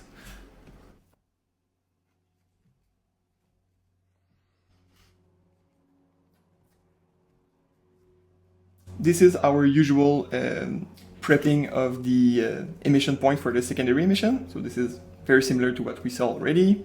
This is our secondary emission. And here this is a little bit different. We're isolating the grass. So also this is one of the reasons why we were keeping the deformation gradient and the orientation. We need now to copy some disk onto the grass layer. And we're going to use those isolated disks as a skin to render fur. So I'm not going to dive into the details of it because this is a little bit unrelated to MPM, but here we're setting this up inside of this subnet such that on one end we have the guides. So I can display the guides here. So we have the guides that we're going to use to interpolate and generate the fur on the skin. And on the other side here, we have our skin that is going to be used to put the generated grass. We have do the same thing for the static geometry, so the exact same setup, but for what is not being simulated. And here we have our set extension just to fill the ground to the horizon. Then we can dive in LOPS. So now that we're in LOPS, we see our spaceship rendering with all the elements, and we can take a look at them individually. So now if I just look at the MPM soil, I'm gonna jump out of the camera and zoom in a little bit. So even if we know that this simulation is half-res, you see that this is very, very smooth. Like this is not the kind of detail that you expect from soil. So one thing that we can do is try to add those up-resing pebbles. So those pebbles that we're going to copy on the surface. Now if I merge the two things together, we can look with and without to see the difference.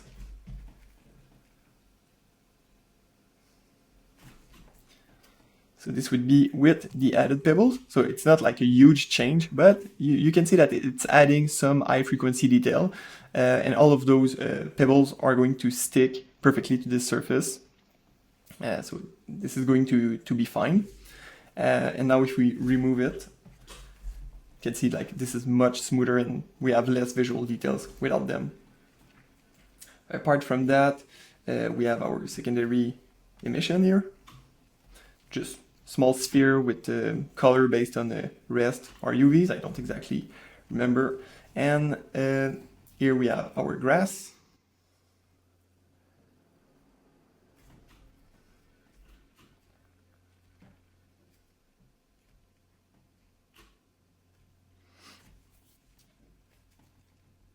And finally, this is just our set extension. So if I just connect everything back together,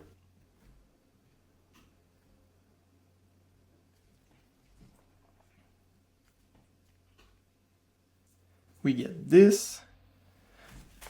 Looking through the camera, looks like this. And this concludes our tour of the ship breach scene. Let's now move on to the fruit smash scene. So we have this fruit, we have some UV on it, and then we want to decompose it into multiple pieces for simulation. So we're gonna have this crust. So if we zoom in, you can see that the inside is empty. We want to have the inside of this fruit and some seeds. Now, here is our MPM simulation. So for the seeds, we're going to start with the... So in this case, we started with the snow preset, and we made the stiffness 100 times larger than it is by default. And this might not even be enough. So this might not be stiff enough to represent something as stiff as some seeds like that. But you're going to see later on how we deal with some seeds that might be breaking up as the simulation is happening. And I don't think there's anything special done here. We're not even like noising any attributes. For the skin, Again, we're not adding any noise to any of the material attributes. We're just adding some color to visualize a little bit. And then same stiffness as the seeds. So definitely you would expect this to be softer than the seeds. But yeah, we're gonna get back to this a little later. And then here we're making the critical compression and critical stretch twice as big as it is normally with this snow preset. So this means that the material is going to be more wiggly, so it's going to behave more elastically before the deformation becomes plastic. So this is going to allow the crust to bounce on the ground and deform and wiggle more than by default. And then for the inside of the melon, we have the pulp. Here, the stiffness has been multiplied by 10. We're still using the snow preset, but here we're multiplying this critical compression and critical stretch by 10. So again, making the material behave a lot more elastically. So this means that only very large deformation are going to be considered as plastic and change the actual rest shape of the material. Everything else, the solver is going to try to restore the original shape, and this is going to make this part wiggle a lot more than some snow by default. And now I want to talk about this parameter, volume preservation. And this is called new in the points attributes. So if you want to see this on your points, you're going to be looking for this guy, new. This is actually called the Poisson ratio in solid mechanics. And this actually represents how the material is going to react perpendicularly to stress that is applied to it. And I want to explain this in a little more details visually. So let's say, for example, that you have a piece of jello like this, and you stretch it in those directions. In this case, you're going to expect the jello to become a little bit like that. Okay, so as we're pulling in those directions, this direction, which is perpendicular to this force, is going to squeeze in that direction. So it's going to preserve, like, the total volume that you add here is kind of preserved here by this part getting thinner and thinner. And this is why we set the label on this parameter as volume preservation. Same goes for the opposite. So if you have a force going in that direction on the jello, then you're gonna get maybe something like that. So as this is pushing inward, you're getting expansion here to preserve the volume of the jello. And this is not something you see across all materials. So for example, if this is concrete and you just push on it like that, it's just going to compress like so. So maybe you can have a change of stiffness internally, but it's not going to bulge out like you would get from jello. Same thing, like if you pull on a piece of concrete, then maybe it breaks. This is most likely what you would expect, but you're not gonna get some like thinning happening here where the material is going to push inward. So this is mainly what this attribute controls. So for jello, let's say you expect this Poisson ratio to be around 0.4, like 0.4 like that. And for concrete, I think it's a little bit smaller than 0.2, but for snow, it's definitely 0.2. So just this small difference of 0.2 makes a very large difference in how the material behaves. And just to show that inside of Houdini, I'm just going to lay down a MPM configure, like so. So we have our ball of snow falling on top of this wedge. I'm going to remove the collider. On the material source, I'm going to make the stiffness 10 times higher. And we're going to keep the volume preservation set to this. Then we add some initial velocity going downward, and we can take a look at what we get. Okay, so you can see that the snow is just simply collapsing on itself, and there's not a lot of reaction to this deformation going perpendicularly to this impact. So we're not getting a lot of material shooting in all directions on this plane that is perpendicular to the downward initial impact. Okay, but if we just change this parameter, so let's say we double that, 2.4, and we play this, now we get a lot more explosive behavior. So this is why I was initially referring to this parameter as how your material is going to be explosive on impact. This is exactly why. So you see, like we have an impact and then the material is compressing in that direction. So everything that is perpendicular, so this plane, this XZ plane is going to kind of redirect the energy of this impact across the whole plane. So it's going to make the material a lot more explosive. And for this specific scene, this is exactly what we're looking for. So we want our fruit to hit the ground and to really like blow out in all directions, because we want those nice pieces to fly in the air and to preserve their shape. But we want like a lot of energy going outward to create cool patterns. So this is why on this MPM source, we have this volume preservation set higher than 0.2. So it's almost 0.4 here. And that's pretty much it for this material. Here we're adding some variation because this is going to be pretty like thick, like this is completely full inside of points. So to add more variation and more breakup, we're just going to do our usual noise where we modulate the stiffness attribute. Then we set some colors, and then we add some spin, so some spin about the y-axis. Then we put the fruit in context, and we add some downward velocity. So we have some velocity going in that direction. In terms of the solver, I think, okay, we only have, this is again a slow-mo shot, so we have this that is being modified. Apart from that, this is all default. For the output, we are outputting the deformation gradient, and in this case, we're not even changing it, like we're not converting it down to a quaternion. We're directly caching this 3x3 matrix.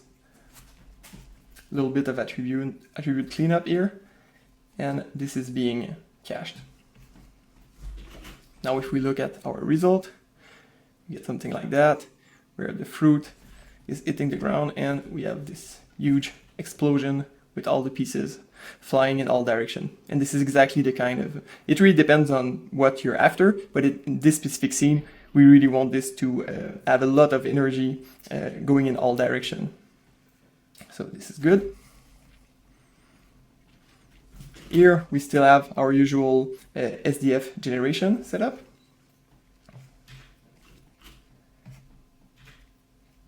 If we isolate just the skin, so just like the crust of the of our fruit, we're doing a dilation similar to usual. We're also doing some smoothing.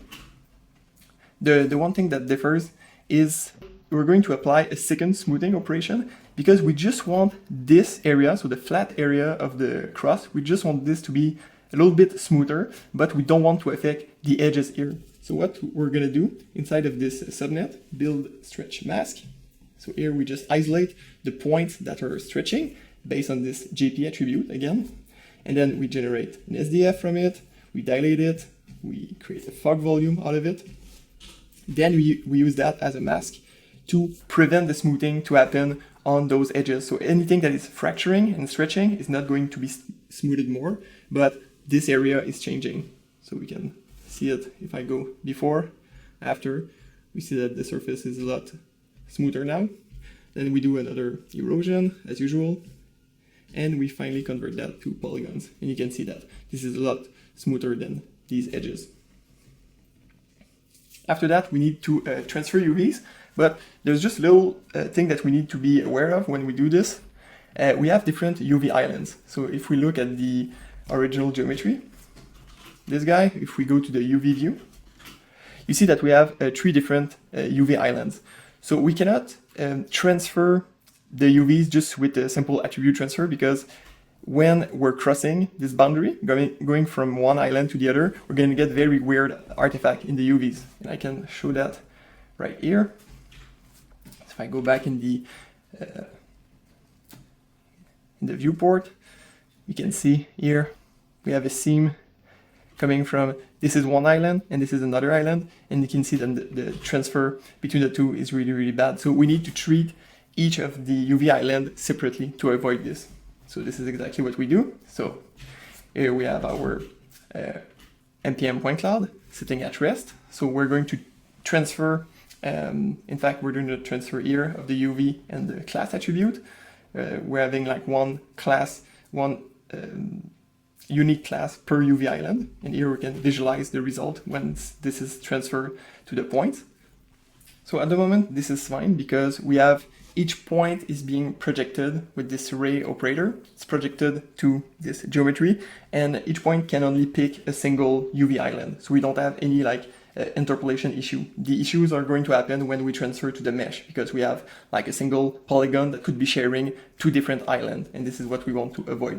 So for now, just transfer that. We identify each island. Then we're transferring those attributes to the moving point. But after that, we ultimately we want those attributes to be on the mesh. So we transfer this class attribute to the mesh.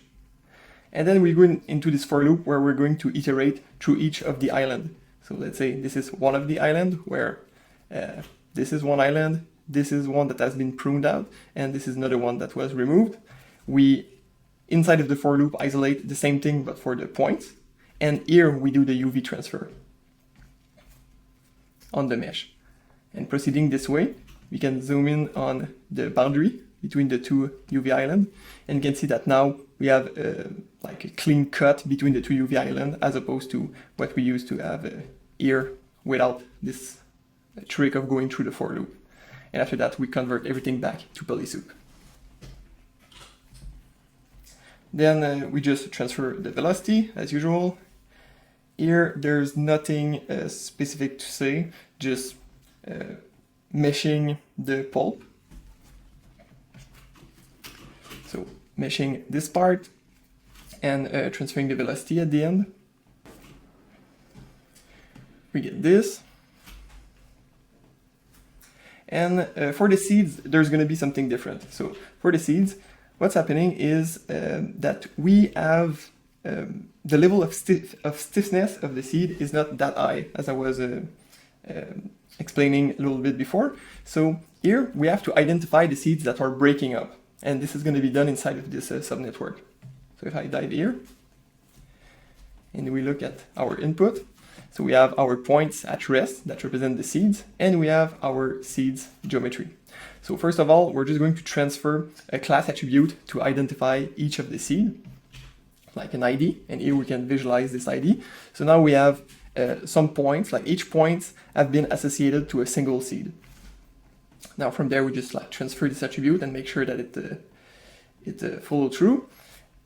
What we're going to do now is to compare the first frame and the last frame of the simulation, and we're going to compute inside of this for loop some kind of distance that represent how each seed has been distorted.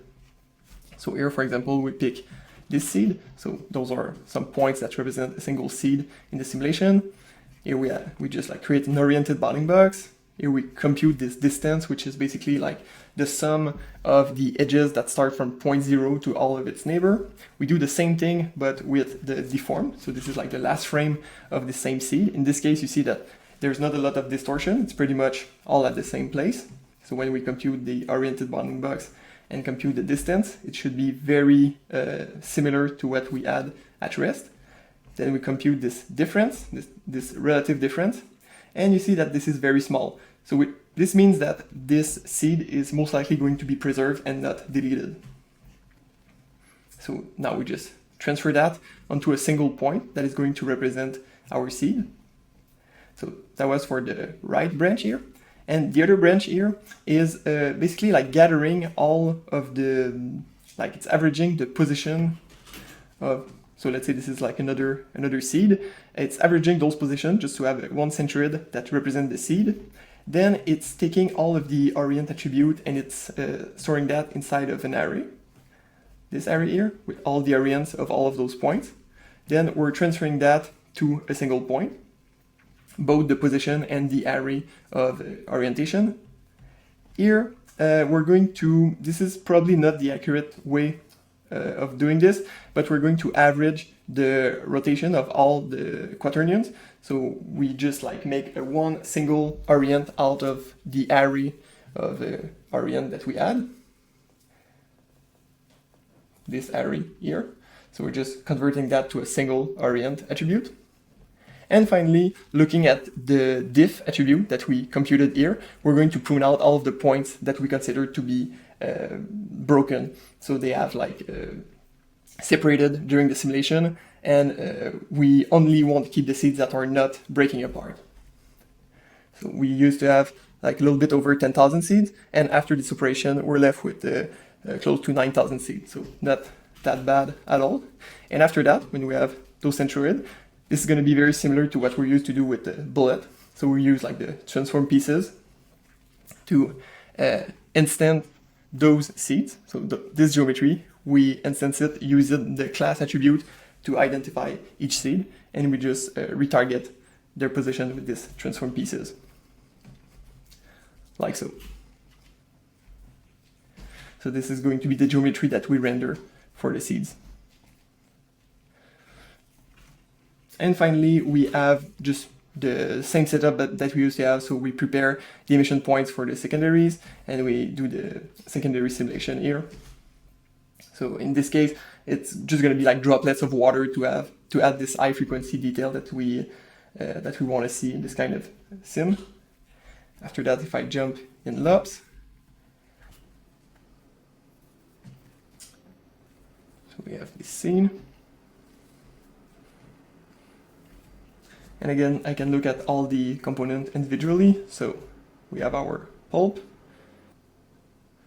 So this is our yellow material with mainly like subsurface scattering and some specular highlights. We have our seeds.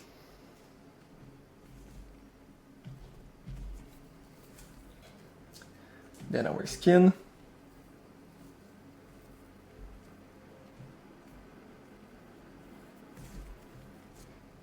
And the secondary water points. So just little something to pick up a little bit of highlights and add this high frequency level of detail.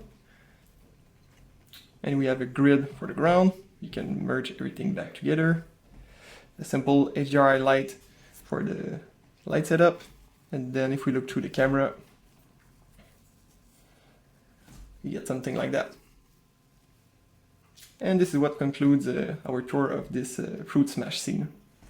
Let's now jump into the ice cream scoop scene.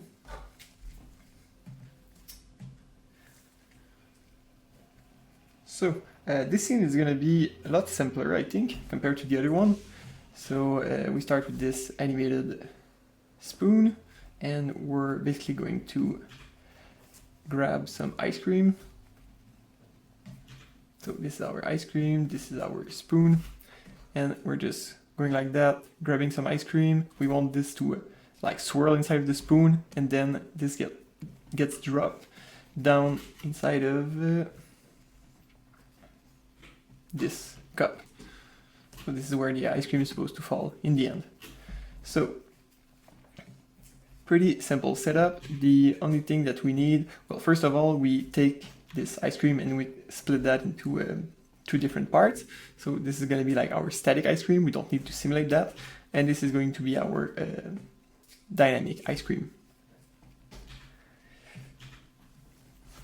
In terms of the material itself, this took a little bit of trial and error because the tricky part of this material is, like if I look at if I go to the meshing step, and I visualize maybe frame like in this area, 70, something like that. Maybe a little bit before. Okay, so this is what we're looking for. Like we want this to create a spiral like this, but we don't want this to collapse and break. So it took a little bit of trial and error to figure out like what were the proper material property to get this to just swirl without breaking and falling. And if we look at the MPM source on the first frame, we can see that, okay, first I've moved the critical compression and critical stretch further away. So the material is going to behave a little bit more elastically compared to the default snow. Then I'm completely removing this compression hardening. It might sound weird, but when you do compression hardening, it will make the material break more easily, because it's like your material cannot flex that easily. So its only other option when it becomes too stiff is to break, basically. So that's why for concrete, if you remove this, so if you put compression hardening to 0, concrete is never going to look like concrete, because it's not going to break at all. So we want the opposite behavior in this case. We want things to flow more organically. We don't want things to break. So we set that to 0. For the stiffness, we use the default stiffness for the snow preset. And here, volume preservation, we set that to 1/4 of the original setting.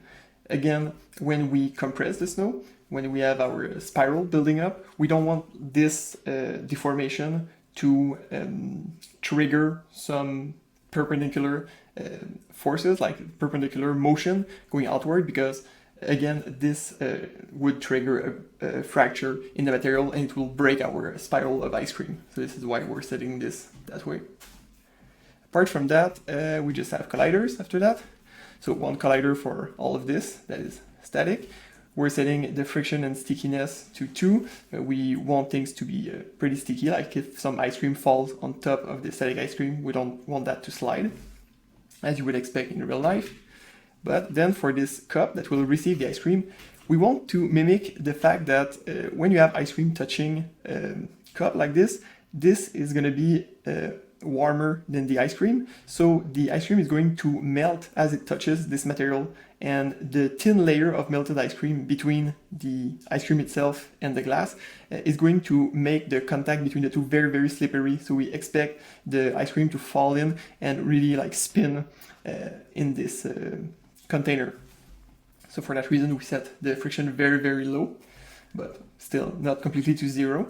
And for the scoop itself, we want the ice cream to be able to swirl in there without too much dynamic friction, but we still need a little bit of friction too. So setting that to 0.1. Again, there's no magic recipe, just a lot of trial and error to find the right balance and the right look, depending on what you're trying to do. Now looking at the solver, we almost have everything at default. The solver itself, the solver tab, nothing has changed. Visualize is at default. For the output, we're just not caching the velocity as usual. But here, in the Advanced tab, we're doing something different. We're enabling this checkbox that I never talked about, and now we're going to explain it. Enable particle level collisions. And there's multiple modes, and the mode that we're using at the moment is velocity-based move outside colliders. Okay, so just to explain this part, I'm going to go in the drawing software. So with MPM, you can do particle level collision.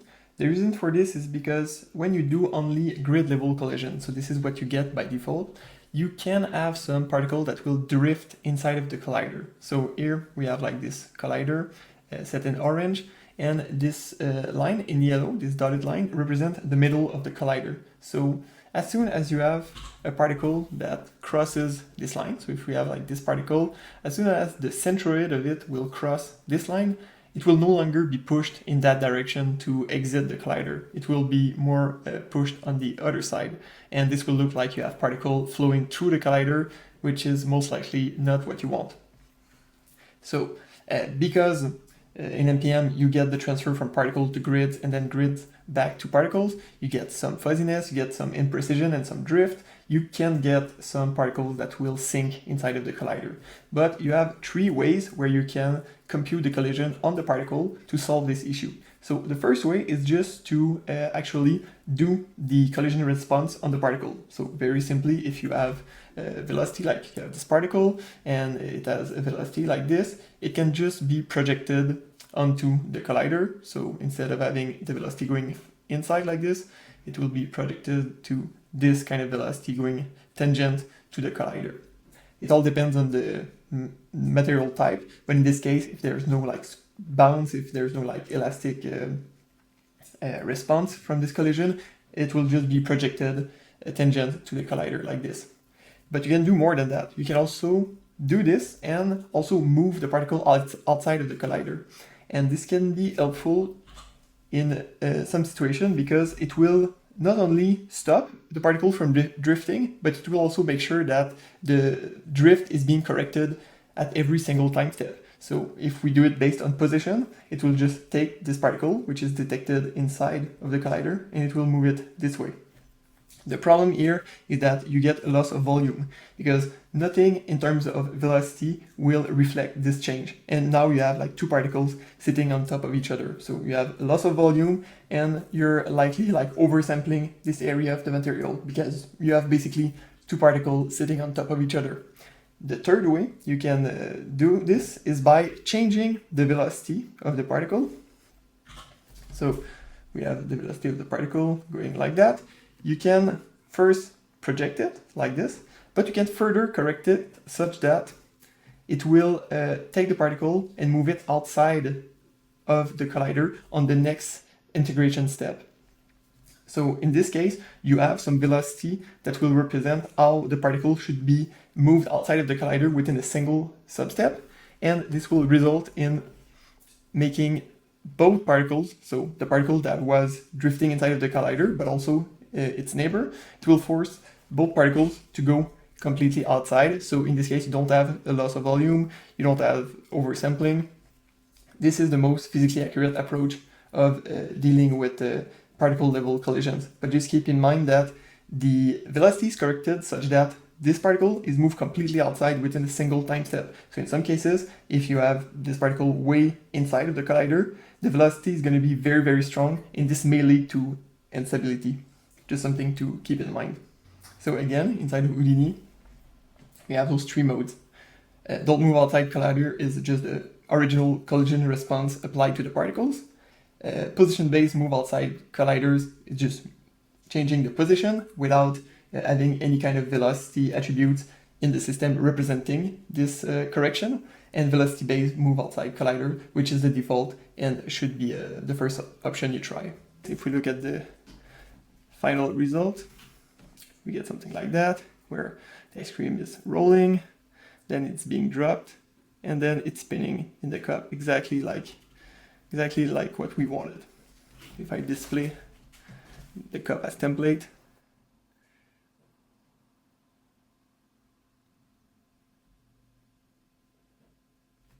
so yeah, exactly as what we wanted.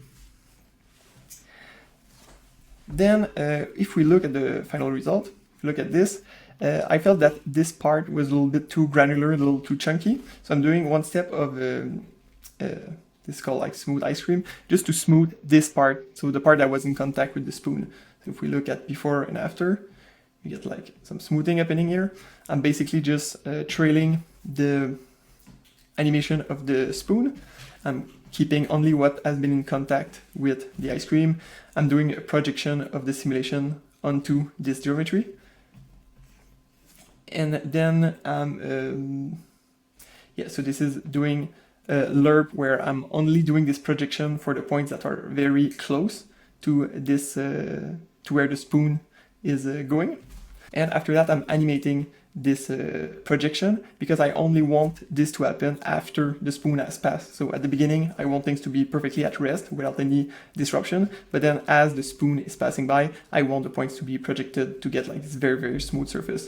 So if we look at what we're getting here, so here the points are completely untouched, completely at rest. And as the spoon is passing, you get all the points being moved slightly to create this smooth surface. So here like this lerp from current position of the simulation to the projected position, and we use this delta as a mask. And the delta is generated by looking at the difference between the current position of the sim and the rest position. So pretty typical setup that you see in Houdini for this kind of effects. And then I'm setting the color. So I'm just merging all the points together. So the static representation of the ice cream is being merged with the dynamic representation. And then we use this Houdini logo to get some cool colors going in the ice cream. Like so. Then we have our usual SDF and meshing setup. Here we're using the exact same trick that we were using for the fruit being smashed. So we're building this stretch mask. and we are going to smooth everything but the things that are stretching. So if we get closer and we look at the results, so this is with the additional smoothing, this is without. You can see that it really helps like this part of the ice cream to become more flat. But it doesn't break, like it doesn't remove a lot of details from this edge here. So this is exactly what we want. And then we finally convert that to polygons. Transfer velocity and color. And we're good to go. The rest is just like to prep the other geometry for rendering. Then if I go to lighting, we get this rendering. So again, I can decompose the different parts. So we have our ice cream.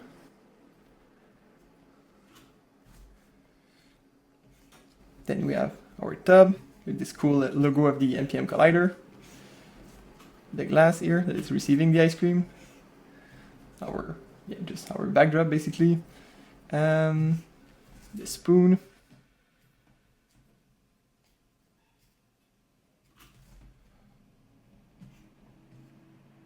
And that's it, if we merge everything together.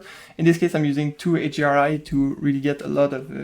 I don't want a lot of areas to be very dark and in shadows. For a product shot like this, you want light to be coming from almost everywhere, and you want those cool highlights. So adding a secondary HDRI light like this really helped me to get some cool highlights everywhere. And then we just have the camera being merged in, very similar to the other setup as usual. And this is what we get. Let's now take a look at the Hubble explosion shot. Okay, so here we have this Hubble geometry, this Hubble model, and then we have some boxes that are flying in all directions, starting from the center of the model, and we're going to use them to carve some holes and to basically blow up this telescope. So in terms of the MPM source, we have something like that. By the way, when you select that for the first time, it might take a little bit of time to cook, because we have some, by default, we have this segmentation thing set to name attribute. And here on the model, we can see that we have this name attribute. So it's going to iterate through each of those pieces and generate some points for each of them, and then merge the result back together. And in this case, this is perfectly fine, because the model is pretty large and we're actually relaxing the points on top of the surfaces. So if you do the whole model all at once, it might take more time than splitting it into different pieces like this. So this is all good. And then if we have some overlapping points after going through this node, we can just fuse them. So here we have this fuse node that is referencing the particle separation on the NPM container, just to take care of that. Then for the NPM source, this is basically just the middle preset out of the box. No change has been applied here. The one thing that is different is normally we're using this type volume for to source the point on the model. In this case, we're actually sourcing on the surfaces. And as I was saying, we're also doing some relaxed iteration just to make sure that our distribution of points on top of the surface is very uniform. I think that's pretty much it for the sourcing. And then we're also doing something special for the colliders. So we have those boxes flying away. This could be just a deforming collider, just a single VDB. But when you go from one frame to the next, like this, you won't have a very precise interpolation of motion if you use deforming. To get the best quality in terms of collision, again, just use your animated rigid type, this guy here. This is going to generate a lot of colliders, as you can see. So in total, we have 270 different VDB colliders, but this is going to give you the most accurate results. But also keep in mind that it will slow down things a little bit. Like when you have 10, 20 colliders, it's not that noticeable, but in this case, when you go into the hundreds of colliders, the solver has to iterate through each of them. So yeah, you can get a little bit of a hit in performance from increasing the number of colliders that much. It always depends on the case and the situation you're in. Then we're just picking the telescope and we're adding some padding to it. So 10 across all direction. And we set that as our domain, and we're going to delete the points that are escaping this box. If we look at the NPM solver, this is all default, we're just not caching velocity. On the solver itself, on the solver tab, we are changing the timescale because this is again a slow-mo shot. We are clamping the maximum amount of substeps to 200, so we just want to make sure that we don't pass this amount of substeps per frame, and we are disabling the ground plane. Oh, and also, since we're in space, we're also getting rid of the gravity, just so all pieces are free to go in all directions. Now, if we look at the simulation that we're getting from this,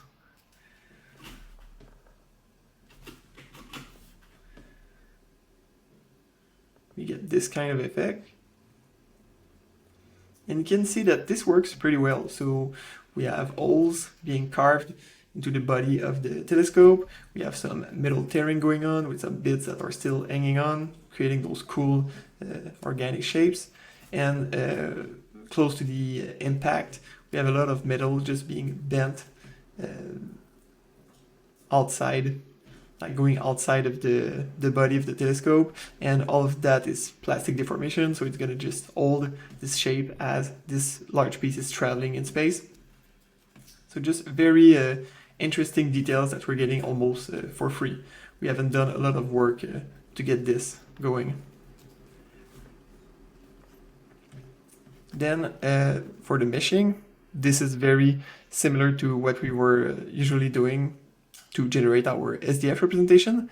The one thing that we're doing different is happening in this subnetwork. So if I dive here, this is actually building a mask for two things. We want to apply a smooth on the smooth surfaces, but we want to preserve where the metal is tearing, and we also want to preserve details where the model has some interesting curvature, interesting like sharp features. So in this subnet, we're trying to build a mask to protect those areas. So on that branch on the left, we're going to extract the sharp feature from the model. So here we just do a conversion from SDF to polygons, then we smooth the polygons further, then we compute the curvature that we transfer to the primitives, and finally we extract all of those high curvature areas. After that, we just build an SDF representation from it. On the other side, we extract everywhere that is tearing, so based on this JP attribute. Then we build an SDF, dilate, smooth, and we combine that with our curvature mask. All of that gets converted to a fog volume, and this is what we use as a mask to not smooth those areas. So here, if I zoom in a little more on the model, we can appreciate what it's doing. So this is with the smoothing, this is without, so you can see like this panel here on the telescope is getting a lot more smooth. This is great, but you can also see that, well, in practice, this geometric detail would be completely preserved, but remember that we're running at half the resolution, so if you want this to be properly preserved, just make sure that you run this whole setup with this res multiplication set to 1 instead of 2, just to get the same resolution as what we've been showing at the beginning of the masterclass. But for now, to keep things interactive, we're not necessarily getting the best results. But yeah, this mask should be protecting all of those high curvature area and also where things are tearing right here. So again, this is without the smooth and with the smooth. On the other side, we're just gathering the velocity, down-raising, making it invisible, and then merging all that for the SDF representation of our MPM simulation. Then this is actually where we're doing the meshing of everything. So we convert the SDF to polygons, then we just sample the vel from the volume representation. On the other side here, we're grabbing the original model with the rest attribute. We're grabbing the first frame of the MPM representation of the model, and then we just transfer the rest attribute from the model to the points at rest, and then after that we transfer from the point at rest to the point in motion, and finally we do the transfer from the point in motion to the polygon representation of the telescope. After that we convert that to a polysoup just to make that as light as possible on disk or in the RAM. And then I'm not gonna go into details for this is what we've seen across all the setup. This is always the same. We're prepping the points for secondary emission. We're doing the secondary emission here. The one thing that is different from what we had before is this here. We're building a collection of small bits of this telescope to use as debris from the secondary emission. So if I dive in here, you see that we have our model that we're just segmenting based on the connectivity. Then we run over each piece and we're measuring the size of them. Then we just keep the very small pieces. And you can see that we have very interesting geometric details in those small pieces. So after that, we just do a bunch of things basically to put them at the centroid so they are ready to be instanced, like so. And we also set a path. So this is what is going to be used in USD, this path here. Here, just pay attention that we have 1,454 pieces, and we're going to need that information when you set the index attribute on the point. So here, this is where we define what pieces is going to be instanced on each point. So we have our random point from 0 to 1 that is being multiplied by the amount of unique pieces that we have in this collection, and this is what is going to be used at instancing. Other than that, we're just changing the p-scale as usual and setting some random orientation to get some variation there. After that, we can look at our simulation. So this is the secondary simulation that we have. This is way too much point as it is right now, but we can just do some more pruning here just to make sure that we're not occluding completely the MPM simulation. And this is what we get in subs. Now if you go in labs,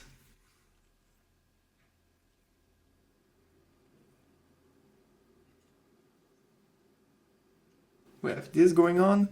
So a very simple setup. On one end we have the telescope.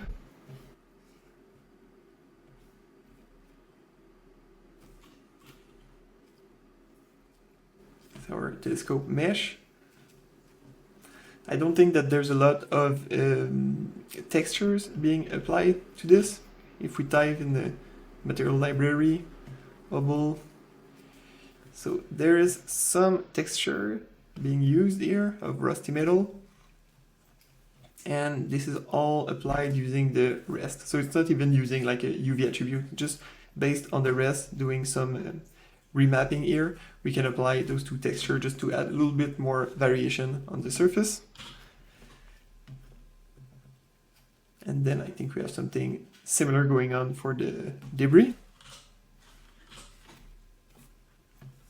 If we look at the debris in isolation, you can see that we have very cool geometric details that we wouldn't have if those were just sphere being instanced, and this is going to catch some highlights and create some very cool details as they are rotating outward from the explosion center.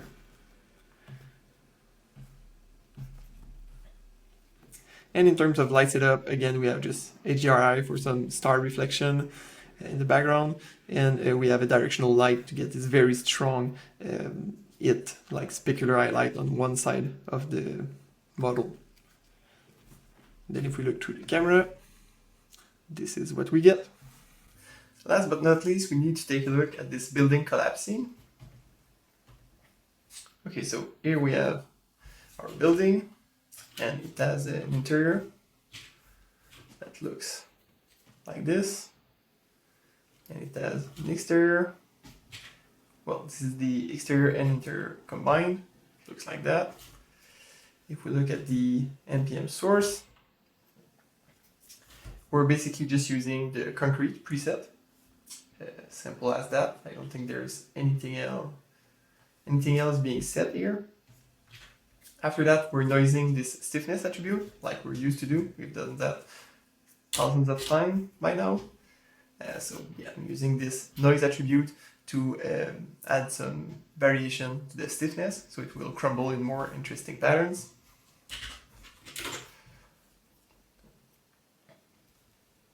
Then for the NPM container, it's completely open, so there's nothing going on here. And for the solver itself, we have everything at default here, and for the output, we are outputting this deformation gradient. In this case, we absolutely need this to do the proper retargeting. We don't save the velocity as usual, and those two things, well, yeah, since we're not deleting points, we don't need an ID, and then this doesn't really matter since we're not using a pin to animation in this scene. Okay, that's good.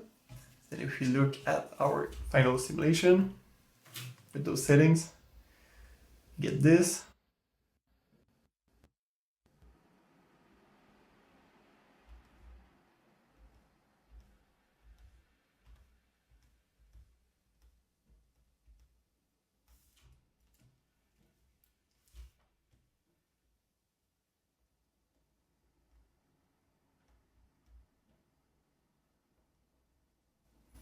So it seems like there's not really a lot happening at the beginning of the simulation, like all of this part, almost nothing's happening. It really starts at around frame 300 for some reason. So again, I know I said that like 10 times already, but we're simming at half res at the moment. So if you want to get closer to the original simulation that you've seen at the beginning of the masterclass, just set that to 1, and it will be more detailed and probably closer in terms of motion and behavior to what you saw in the demo clips.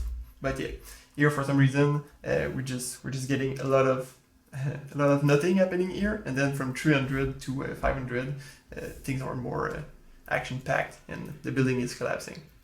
In any case, this is gonna work perfectly for our example. We don't need more than that.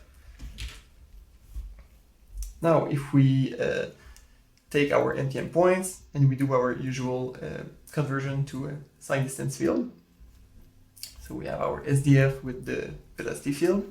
This is going to be used for as a collider for the secondary sim. Again, we have our usual setup where we're using the GP attribute to do emission. So just just so you remember, we're using, like, at the moment we're visualizing this JP attribute, so everything that is breaking and stretching will be closer to red, and everything else that is almost not deformed is this purple color. So we're going to use those fracturing area to emit secondary debris and get some interesting visual going on where things are fracturing. After that, this is where we're doing our simulation, secondary simulation, and it looks like that. Okay, so nothing happening at the beginning, and then from 300 to 500, things are really starting to go. So this is what we have. And in this case, yeah, in this setup, I still have those like rock debris. I don't think I'm using that in LUPS. I think we're just rendering points, but yeah, you could, if you want, copy some rocks onto those points, and it would probably look better than just rendering spheres, but both should work as well.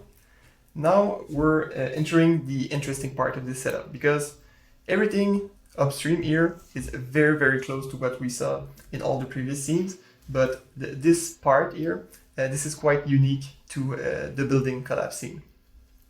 So first thing, we're going to up-res the geometry a tiny bit. So just add more subdivision. Now I'm going to display the mesh. So here I'm isolating the interior representation, and I will add this divide node just to make sure that the polygons are not too elongated. So I don't want any like polygon to start here and end there. So I want all the polygons to be relatively small in relation to this geometry. And we're going to do the same thing for the exterior. As you can see, like, let's say this polygon here is pretty tall. We don't want that. We want smaller polygons to work with. So for that, I'm just going to apply some border fracturing, just so we have smaller polygons like this. Then we merge everything together. And just pay attention to the fact that this geometry at the moment, it's completely single-sided, okay? So in like a more realistic scenario, you would have geometry that is like a convex manifold, something that is closed, where you would fracture it and actually like generate pieces that have some volume. In this case, as an optimization, just to make the scene simpler, we're only going to work with polygons. So like the pieces that I'm going to try to retarget onto the MPM points are just going to be simple polygons, and then we're going to do an extrusion on it at the end just before rendering. This is not like necessarily the best or the recommended workflow, but this is just like one workflow that kind of works in this case, and it's lighter on memory and it's just more interactive. So that's why I'm going this route in this case. But it's gonna make more sense later on, just bear with me. So here I'm splitting the geometry. This part of the setup is again just to add more detail, so just to fracture this building more, but this is the post-fracturing, so it's fracturing the building in context to what's happening in the MPM simulation. So we merge our building, then we merge our MPM simulation, well, the first frame, so the rest frame of our MPM simulation, and then the last frame. Now we're going to sample this JP attribute and copy it to the first frame. So now we see, by looking at this representation, exactly where things are going to fracture. So we know at the last frame, this is how our building is being fractured. And we're going to use this information to post-fracture the high-res geometry and later on do the retargeting. So how it's going to work is, here we're pruning all the points that are too far away from the surface, so all the points that are kind of inside of the volume. We're not really interested, we really want the points that are sitting on the surface. And you can see from this that now we're isolating where things are going to break, and we have very high density of points where fractures are going to happen. On the other hand, even if some areas are not fracturing, like maybe in this area, we still need to have some level of fracturing because this piece might be bending, so we need some subdivision to be able to represent this deformation and this curvature. So we're also going to scatter even distribution of points across the whole model. So this is like our basic level of fracturing, and this is our very fine level of fracturing to be able to represent things that are breaking apart. So when we merge that together, here we do a split to, since we're gonna see more of the exterior, we're gonna fuse some points, but anything that is inside of the building, we're gonna be more aggressive on the fuse. So we're doing a fuse of 2 here. We're getting rid of a lot of points just to make that more interactive and more efficient. And for the exterior, we're also doing some fusing, but not that aggressive. So 4 times less aggressive in terms of fusing, just to keep more points where things are actually breaking. After that, we're also going to partition our building. So we grab this building, so this is the representation that we had here, and then we scatter 500 points in this case, and we're going to partition the building such that when we fracture the building, we're going to fracture it partition per partition just to make this more efficient. This is just an optimization to get this going faster. And here we're basically just isolating one of those partitions. We're isolating the points that are associated with this partition, and we're doing the fractures here. After that, we're assigning a name, and this process is being repeated for all the partition of the building until it's completely fractured everywhere. After that, we're making sure that no polygons has more than 4 edges. A little bit of housekeeping there, setting rest attribute, packing things, and then we're just caching that. And this is going to be like the post-fractured version of this building. Then the final part of the setup, this is the retargeting. And there's going to be 2 types of retargeting. So here we are retargeting based on points. Here we are retargeting using the center of the primitives. And then at the end here, we're going to blend between the two types. So the first type here, okay, so first of all, we're bringing our building, unpacking. Then we're going to capture each point here on this geometry is going to capture the nearest MPM point at rest. So this is what we're starting here. And after that, we're going to do the retargeting. So if we look at the result, you can see that we have a lot of stretch polygons, but this is perfectly fine. So what's happening in this node is that for each point of this geometry, as I said, we're going to grab the original position of the MPM point at rest, and we're going to subtract this offset. So we are sitting like in the space of this MPM point. Then we apply our deformation gradient, our F attribute here. We apply the animated deformation gradient at that frame, and then we apply the position offset of this MPM point in space. This will yield very good results where things are not fracturing. So this part of the building is going to be deformed a little bit, but the retargeting is going to work well for these parts. But all of the area where things are fracturing, you're going to have maybe one point of one MPM point that is going to pull in one direction, and another MPM point that is going to go in a totally different direction because the material is fracturing, and this is going to create those very elongated polygons. So on the other hand, we're going to do the same thing but based on the primitives. So here we're iterating on the primitives, and based on this centroid, we're going to capture another MPM point. Then we promote that captured point to the point instead of being on the primitive, and then we apply the exact same recipe here. So now we don't have any stretching, so all the polygons are maintaining their exact same shape, but they are being transformed based on a single MPM point sitting closest to their center. So now we have this like shattered glass look here, and we have this very liquidy look going on here. We kind of need to bridge both looks together and to blend them. This is exactly what is happening here. So this is what we're gonna do at that step. And the way we're blending between the two is with this T value here. And as you can see, it's using this distance and this rest distance. The way this is computed, you can see it here.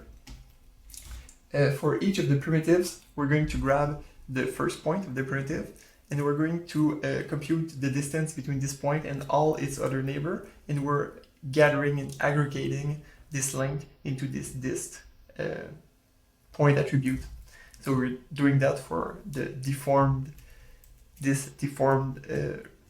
retargeting based on points, but we're also doing that for the rest geometry here. So when we go to blend between those two, we're simply comparing. So if we have this, if this deformed dist is the same as this rest dist, we're gonna get a ratio of 1 here. So we're gonna pick the position, which is gonna be this result here. So this is what's happening here. But if we have very deformed polygons, very elongated polygons like this, it means that this value is gonna be much larger than this one. So we're gonna be remapped to 1, and in this case we're gonna pick up this position here, which correspond to the retargeting based on the primitives.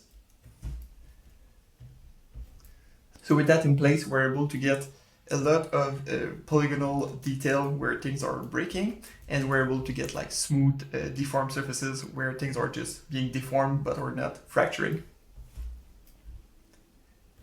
From there, we're just sampling the velocity here, very simply. And after that, we're just extruding the geometry because, as you can remember, we still have some single-sided polygons for the walls. So we just need like to poly extrude, recompute the normals, and we get something more sensible for rendering. So yeah, as I said before, this is definitely not the ideal workflow. This is just like one workflow to get you going and to give you some ideas of how you can approach this, like how you can try to retarget MPM simulation onto high resolution meshes.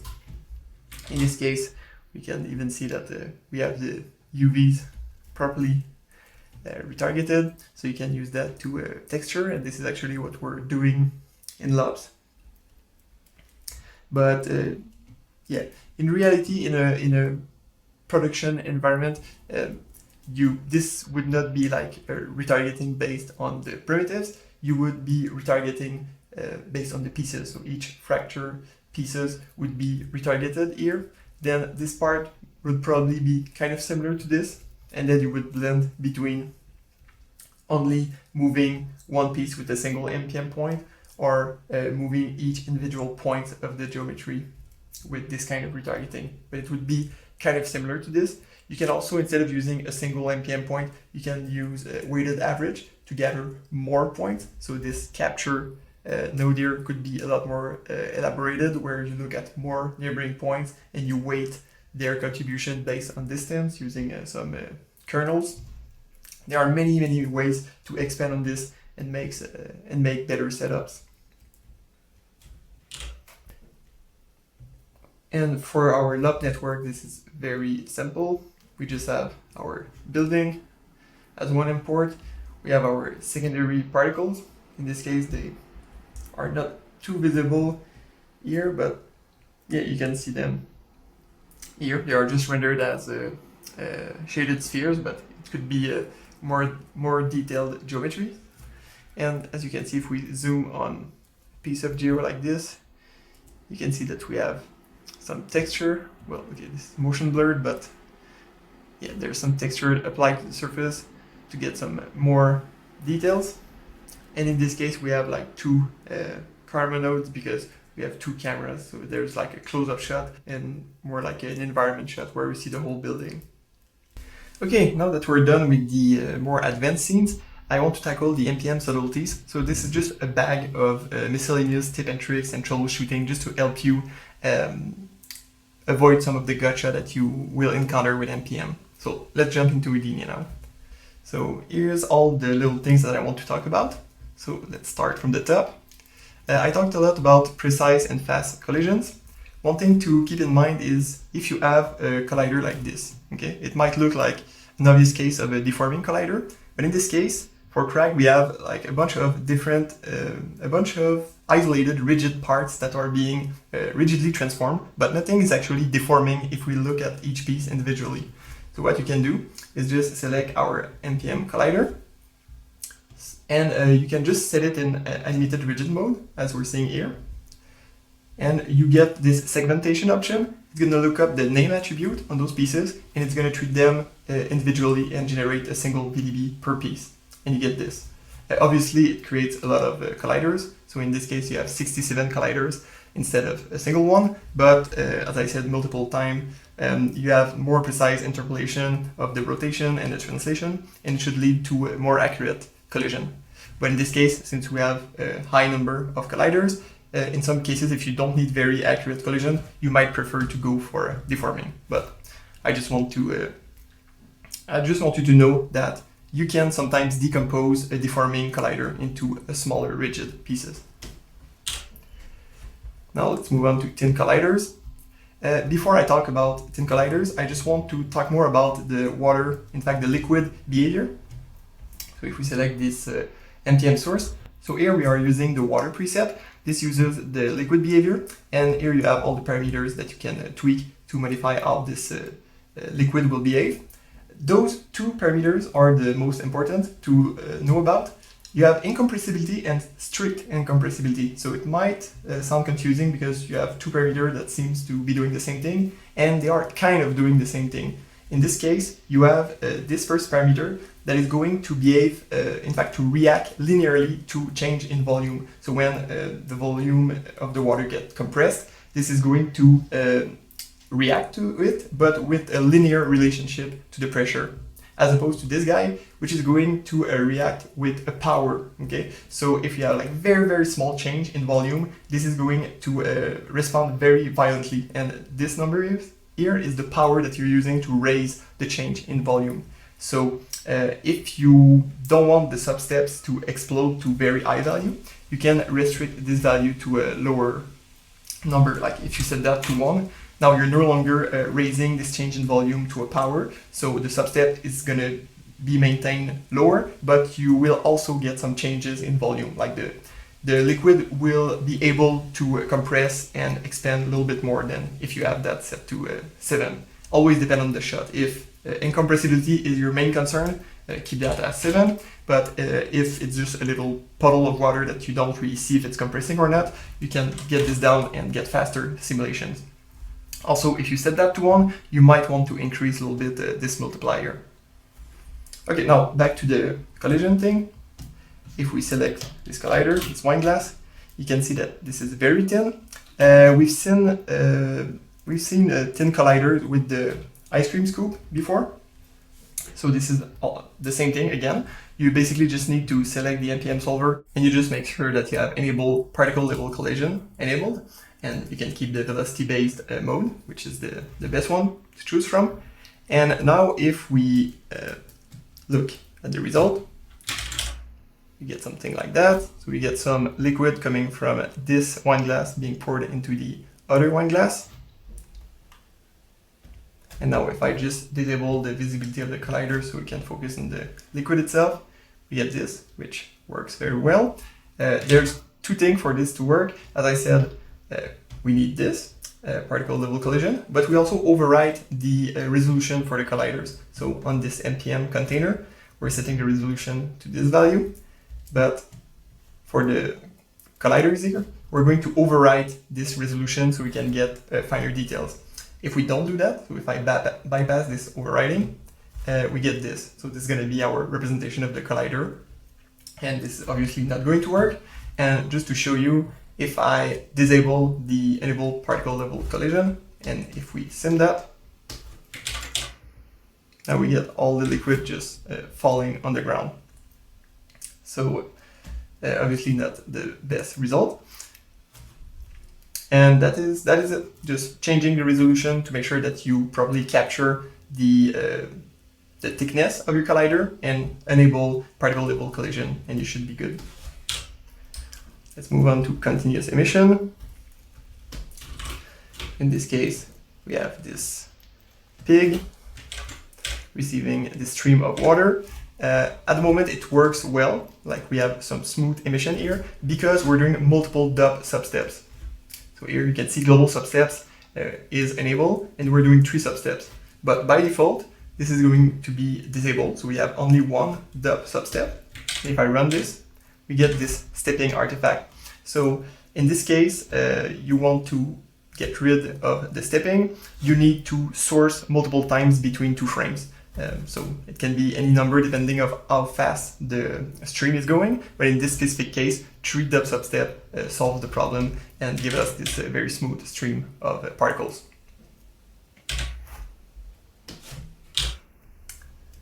Now let's look at dive targets. This is something we looked at previously, but very briefly.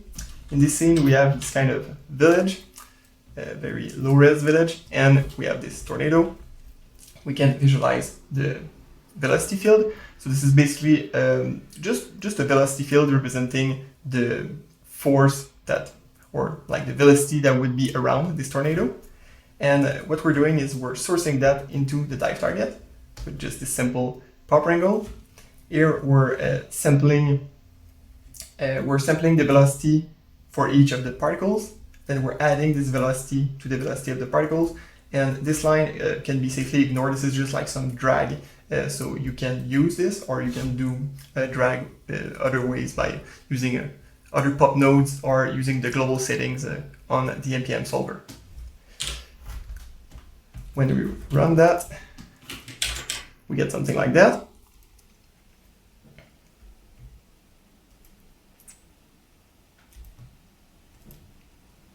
So this is important to realize how customizable MPM is because of this dive target. So a lot of those more complex setup will be achievable, and you can be very creative by using this dive target to modify how the sim is behaving as it runs. Now let's talk about pin constraints. So by default, let's look at our pig model. if we fill that with particles, and what you can do here, by default, this is going to be set like this. So you can enable pin constraints by checking that. And this blue outline tells you that all of those particles are currently pinned. So if I bypass this node and sim that, it's actually simming, but it looks like nothing's happening. This is because the MPM solver is working, so it's doing all the steps that it normally does, but those points are being constrained to stay put. This is not very interesting simulation, so what we can do is to make the particle not pinned at the beginning. So we can just initialize as pin, we can just bypass that. So now, this was before, and now after, nothing is being pinned, but the attribute, the pin to animation attribute exists. Here, what we're going to do is we're going to isolate the core, like the center of this model, and we're only going to pin those points. So the points sitting at the very core of the model. We do that with this point triangle. So whatever is inside of this SDF shape, we set this pin to animation attribute to 1. And in this case, we get something like that, where the core of the model is being held in place, but then everything else is being simulated, which is more interesting. Another thing to note from that scene, if we go back to the previous look that we had when everything was frozen, here, if you pay attention to this number, material condition is set to 0.8 instead of the default of 0.9. If I set that back to 0.9 and I run the simulation, you can see here on the other side that we have some funky stuff happening here. So the points are kind of collapsing onto each other. And this happens, this is usually a sign that you require more substeps. So this is instability going on in the material.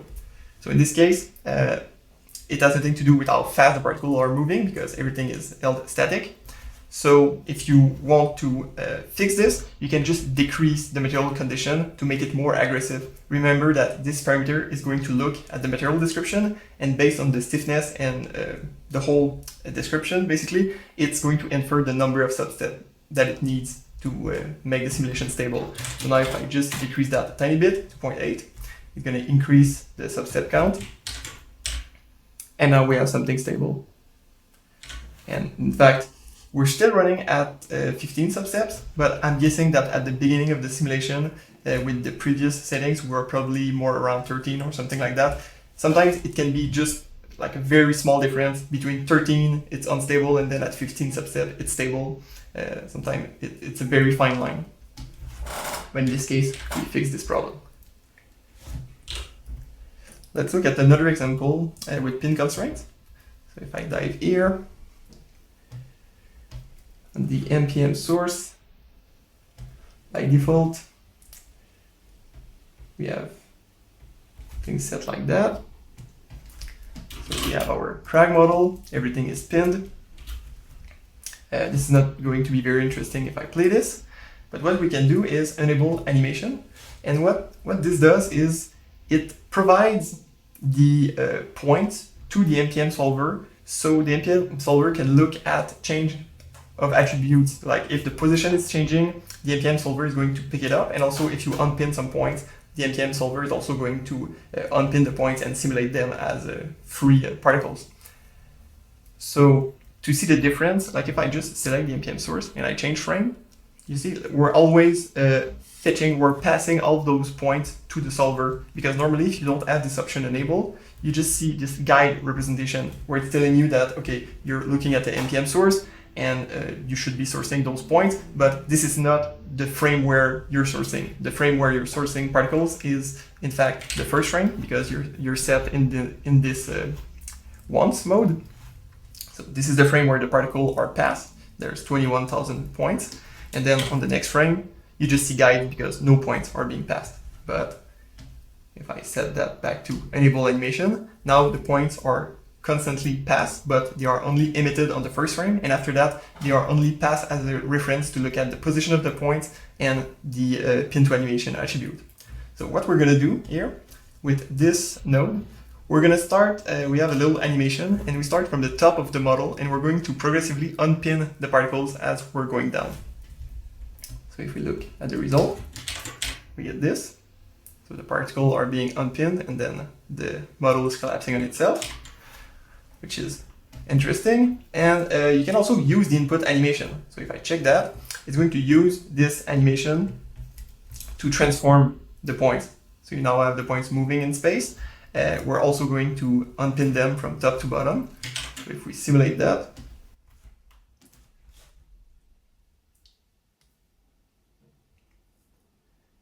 we get this result. This is pretty slow, and just so you know, this is not necessarily because the MPM solver is doing a lot of calculation. It's mainly because at the moment the retargeting of animation is being done per named piece. So each rigid piece is being retargeted in isolation inside of a for loop. So at the moment the NPM source is doing like most of the work. That's why it's so slow.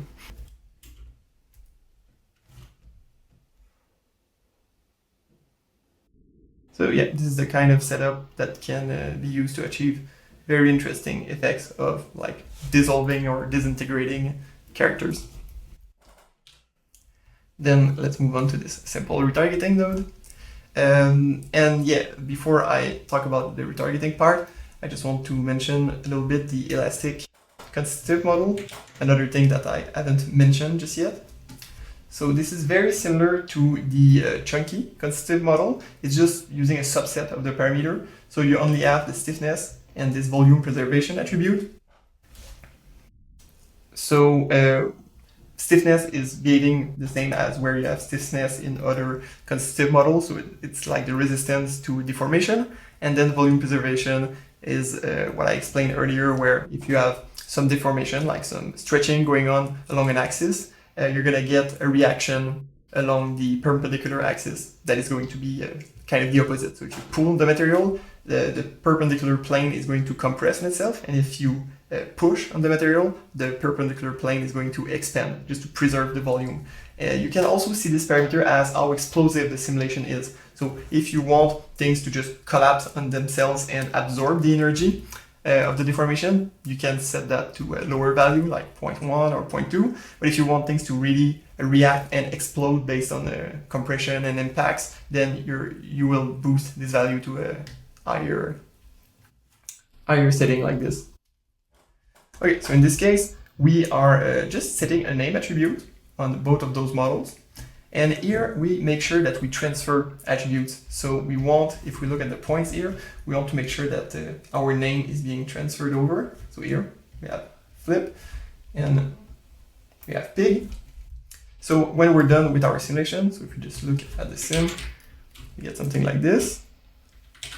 When we're done with the sim, we can just go through a for loop and just retarget each model in isolation using this for loop based on the name. We're going to use like this point cloud from the MPM simulation, and we just do a simple point deform. And we get this. So obviously, if you have pieces breaking, this is not going to work so well, but this is just like a very simple setup because we haven't really touched on a like squishy object like this using the rubber or the jello material preset. But yeah, this is the kind of setup that you can achieve with this. So since the very beginning of this masterclass, I have always been using this MPM container in this first mode, this axis aligned bounding box, and this works fine. But if you want even more control, you have this convex geometry mode. And this is very useful if you have like custom geometry, like a camera frustum, and you want to, let's say, prune out all the particles going outside of the view. So you just object merge this frustum geometry. Then on the MPM container, you pick the correct type, so convex geometry, and then you set all the boundaries to be, let's say, in delete mode. So in this case, if I look at the result, you get something like that, where the points are just being killed when they reach this boundary.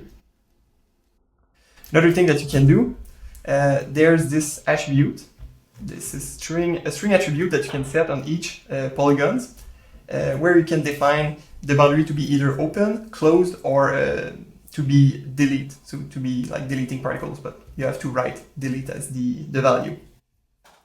And what this is going to do, if we look at this node, in this case, we're just setting everything to open, but we're picking the third polygon, which is this one here, and we're setting it to closed. So if we want to visualize the result, we go here and we uncheck this override for all the boundaries, and we get this. So just a single plane that is going outward to infinity, set to close, and all the other planes are just being open. So if we look at the new result that we get, now with this, we get the particles being bounced by this plane instead of being deleted like we had before. Just keep in mind, if you use this technique, just keep in mind that each polygon is going to be an infinite plane and they are treated like separately. So if you have 1000 polygons as your convex geometry, it's definitely going to slow down the sim quite a bit. But yeah, just try to keep something reasonable in terms of the amount of polygons that you're sourcing in this mode, because you're not limited to 6 polygons. You could have like 20 polygons and it would work fine. But yeah, just try to stay conservative with this. Then let's talk about material blending stickiness. What does that all mean? In MPM, as I said multiple times, you have your particles that are transferring attribute to the background grid. So there's only one background grid. So if you have two materials like this, so you have a bit of soil and you have a bit of water, what happens when those two are touching together like this? So what is being transferred to the background grid at this point when the two materials are touching each other? Well, you basically have like a blending, you have an interpolation between the two materials. So this point of material, like this point in space, is going to behave like a mixture of soil and water. What this does is if we run the simulation,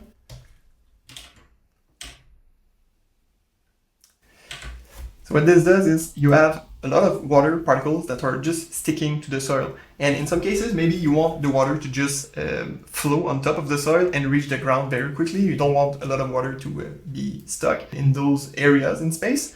But because this is a mixture between soil and water, the water particles in those areas are receiving some of the soil material description. So they are kind of sticking to this pile of soil and they are no longer allowed to just slip and go down. Two things you can do about this. You can scale down the grid, so the background grid, you can make the voxel smaller, and this is controlled here. So let's say I'm gonna make the grid scale 1, and you should get better separation between the two material and less blending, because now the voxels are kind of the same size as the particles, but it's still not going to completely solve the problem. If we look at this, yeah, we get a tiny bit more holes here where we're seeing like the water particle going all the way down, and we can also see that the water is now able to carry some of the soil particle with them, which looks probably more realistic, but it's not completely solving the problem. You still have a lot of water on top of the soil. The other way to work with that is maybe to do like a first simulation where you simulate both things together, and then you could do a secondary sim where the soil is converted to a sign distance field, so basically like an NPM collider in a deforming mode, and then you just sim the water on top of it, so you have more control to set maybe the soil to a very low friction, and then you're going to get the water to run off easily off of the soil. So you can like compose the simulation in this way and have more control. But if you simulate everything all at once, just keep in mind everything is being rasterized to the same background grid, and you get this kind of blending.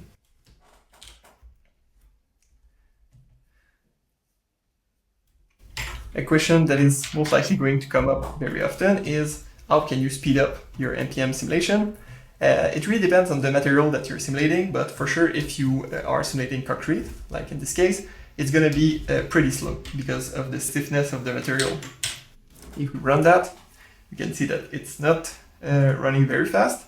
And if we stop the simulation and look at the details attribute, we can see that we're running at almost 800 substeps. So what you can do is you can try to reduce the amount of substeps, like force it to not go above 350, for example. And now if we sim, we see that it's still stable. So that's a win for us, because we're now running twice as fast and we're not getting any instability. So that's great. But in some cases, if you push this limit down too much, so let's say if we try 150, now we get some instability. You can see like on the first frame, the the sphere of concrete is kind of bulging out, which means that it's not able to resolve the material properly within 150 sub-steps. So just keep in mind that if you're decreasing this value too much, you might run into some problems.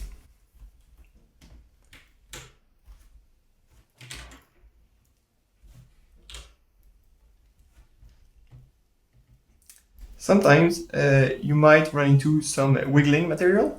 So here I have just like a stack of snow. It's using like the default preset for the snow. And if I run this, you can see that we get some bounciness in the snow.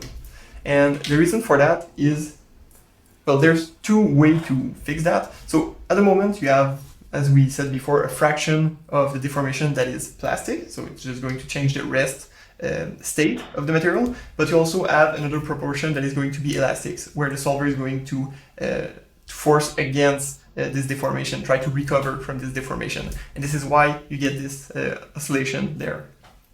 So what you can do is maybe reduce those boundaries, so those limits of critical compression and critical stretch. If you reduce that, it's going to make more of the deformation to become plastic and less of it to be considered as elastic. So the material is going to collapse on itself a little bit more, but it's not going to wiggle that much. And also in this case, we're increasing the stiffness to help a little bit. And now we get something like this, where snow is kind of collapsing on itself, but it's no longer like bouncing back at infinity like we used to have. So this is good. And also keep in mind that another way to tackle this issue is to noise the stiffness attribute. So let's say you have this block of uniform snow, and you just noise the capital E attribute, so the stiffness across the whole material. You just add some variation across this block of material. This is going to make it less kind of perfect, less symmetric, and a lot of time this variation is going to remove this bounciness that you get in the material. So that's another way to deal with this problem. So sometimes you can run into a situation where the particles are kind of collapsing onto an invisible wall. So just to make this more concrete, like if I simulate one frame of this, you can see that we're getting this result, which is pretty alarming. If I show the velocity vectors, you can see that we're coming from this area and then we're shooting in that direction super fast. We have initial velocity here set to 50 in all the axes. So what's happening here is that we are going outside of the background grid. So on the first frame, we have, I can just you can visualize the background grid here. So I'm going to enable this. And we're starting from this area. We have all of this grid that is perfectly active and ready to be used. But then we're moving toward this corner. And at some point, we're going to try to escape this grid. But we don't have any we no longer have any voxels to do the transfer from particle to grid and then grid back to particles. So the particles are just like stuck in space here. So what you need to do is go in the Advanced tab of the MPM solver and play with this min-max voxel dilation. So for example, if I increase this to 60 voxel, now we're able to fix the problem and completely cover the area that is going to be traveled by this piece of material. So the reason why we have this clamping here is just, well, this side is as an optimization. So if you have like one crazy particle going super fast, it's not going to blow up your simulation because you run out of memory. It's only going to make this single particle hit the end of the background grid. But for the rest of your material that is not going crazy, this is going to be fine. So this is an optimization. This lower bound is just making sure that we have enough padding around our geometry. And right now, if you look at this, you might feel that this is a huge waste of performance because we have like this very large bound of background grid, even if our material is going in that direction. But the reason why we need to do this is because you never know in what direction things are going to go. Like if you have a collider hitting this piece of material, it can shatter in all directions. So you need a lot of padding around the material points in all directions to make sure that you cover where the material might go. And the two things that are going to dynamically influence this background grid dilation are the speed of the material and the speed of the colliders. So those two things are being read by the solver, and the solver is always dynamically trying to predict where the particle might go, and it's trying to keep this voxel dilation as small as possible, but also padded enough to cover the simulation.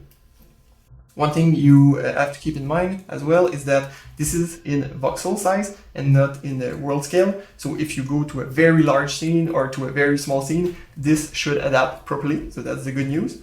The bad news is, since this is not world scale, if you have you're simulating in half-res because you're just iterating and trying to get a specific look, and you're happy with the kind of padding that you have with this voxel dilation, and you're set to 60, for example, just know that as you're doubling the resolution, if you go to your high-res and you kick it on the farm, just know that by reducing the size of the voxels by half, you're also getting half the padding. So in this case, if you want the exact same padding around your simulation, you would need to increase this to 120.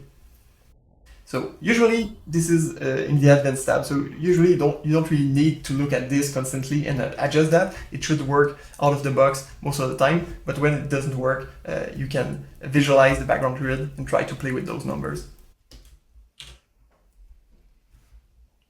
So another thing that you might run into is instability when you're modifying the material description as the simulation is running. So for example, here we have the sphere of mud. So we're just using like the mud preset here,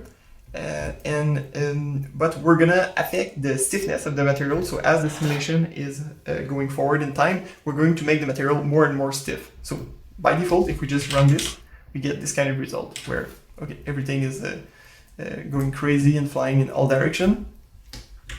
The reason why it's doing this is because the material condition is only looking at the material description on the very first frame, and it's defining like what would be the proper substep count to go for based on what's happening on that first frame. And after that, it's not recomputing it every frame just to save on computation and make the sim go faster. But in this case, if we dive in the MPM solver, we are changing the stiffness on every frame. So this material condition needs to be reevaluated. To do that, you just go on the MPM solver in the Advanced tab, and you uncheck Assume Unchanging Material Properties. In this case, it's going to make sure that it's reevaluated, and it's going to dynamically adjust this substep count. So now, if we play this, we get something that is very stable, but we also see that our substeps are ramping up quite fast. So here we start with substeps of like around 20, and we go all the way past 130 substeps. But at least we get something that is very stable and that works even with the changing material properties. So yeah, this is another gotcha that you have to keep in mind.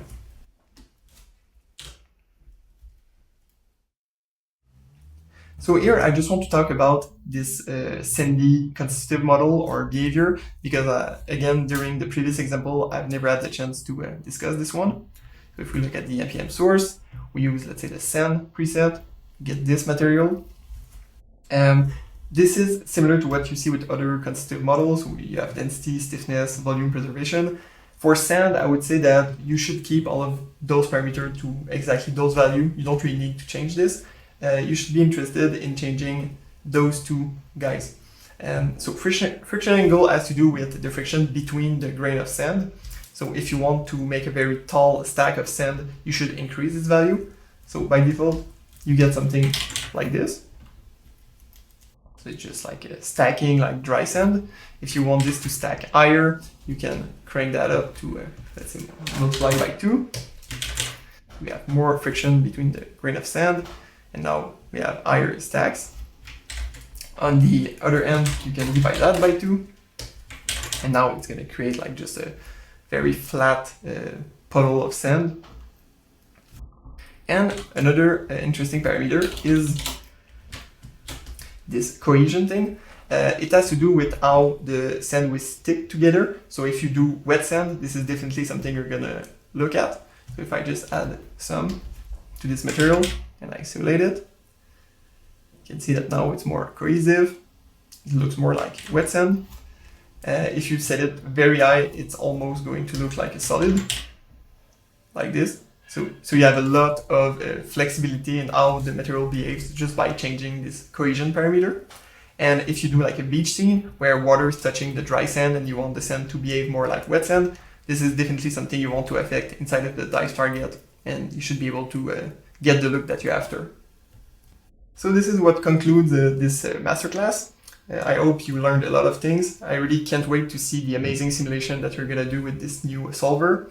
Just post your question on the forums, and we're gonna do our best to improve the toolset and just support you in whatever project you might have.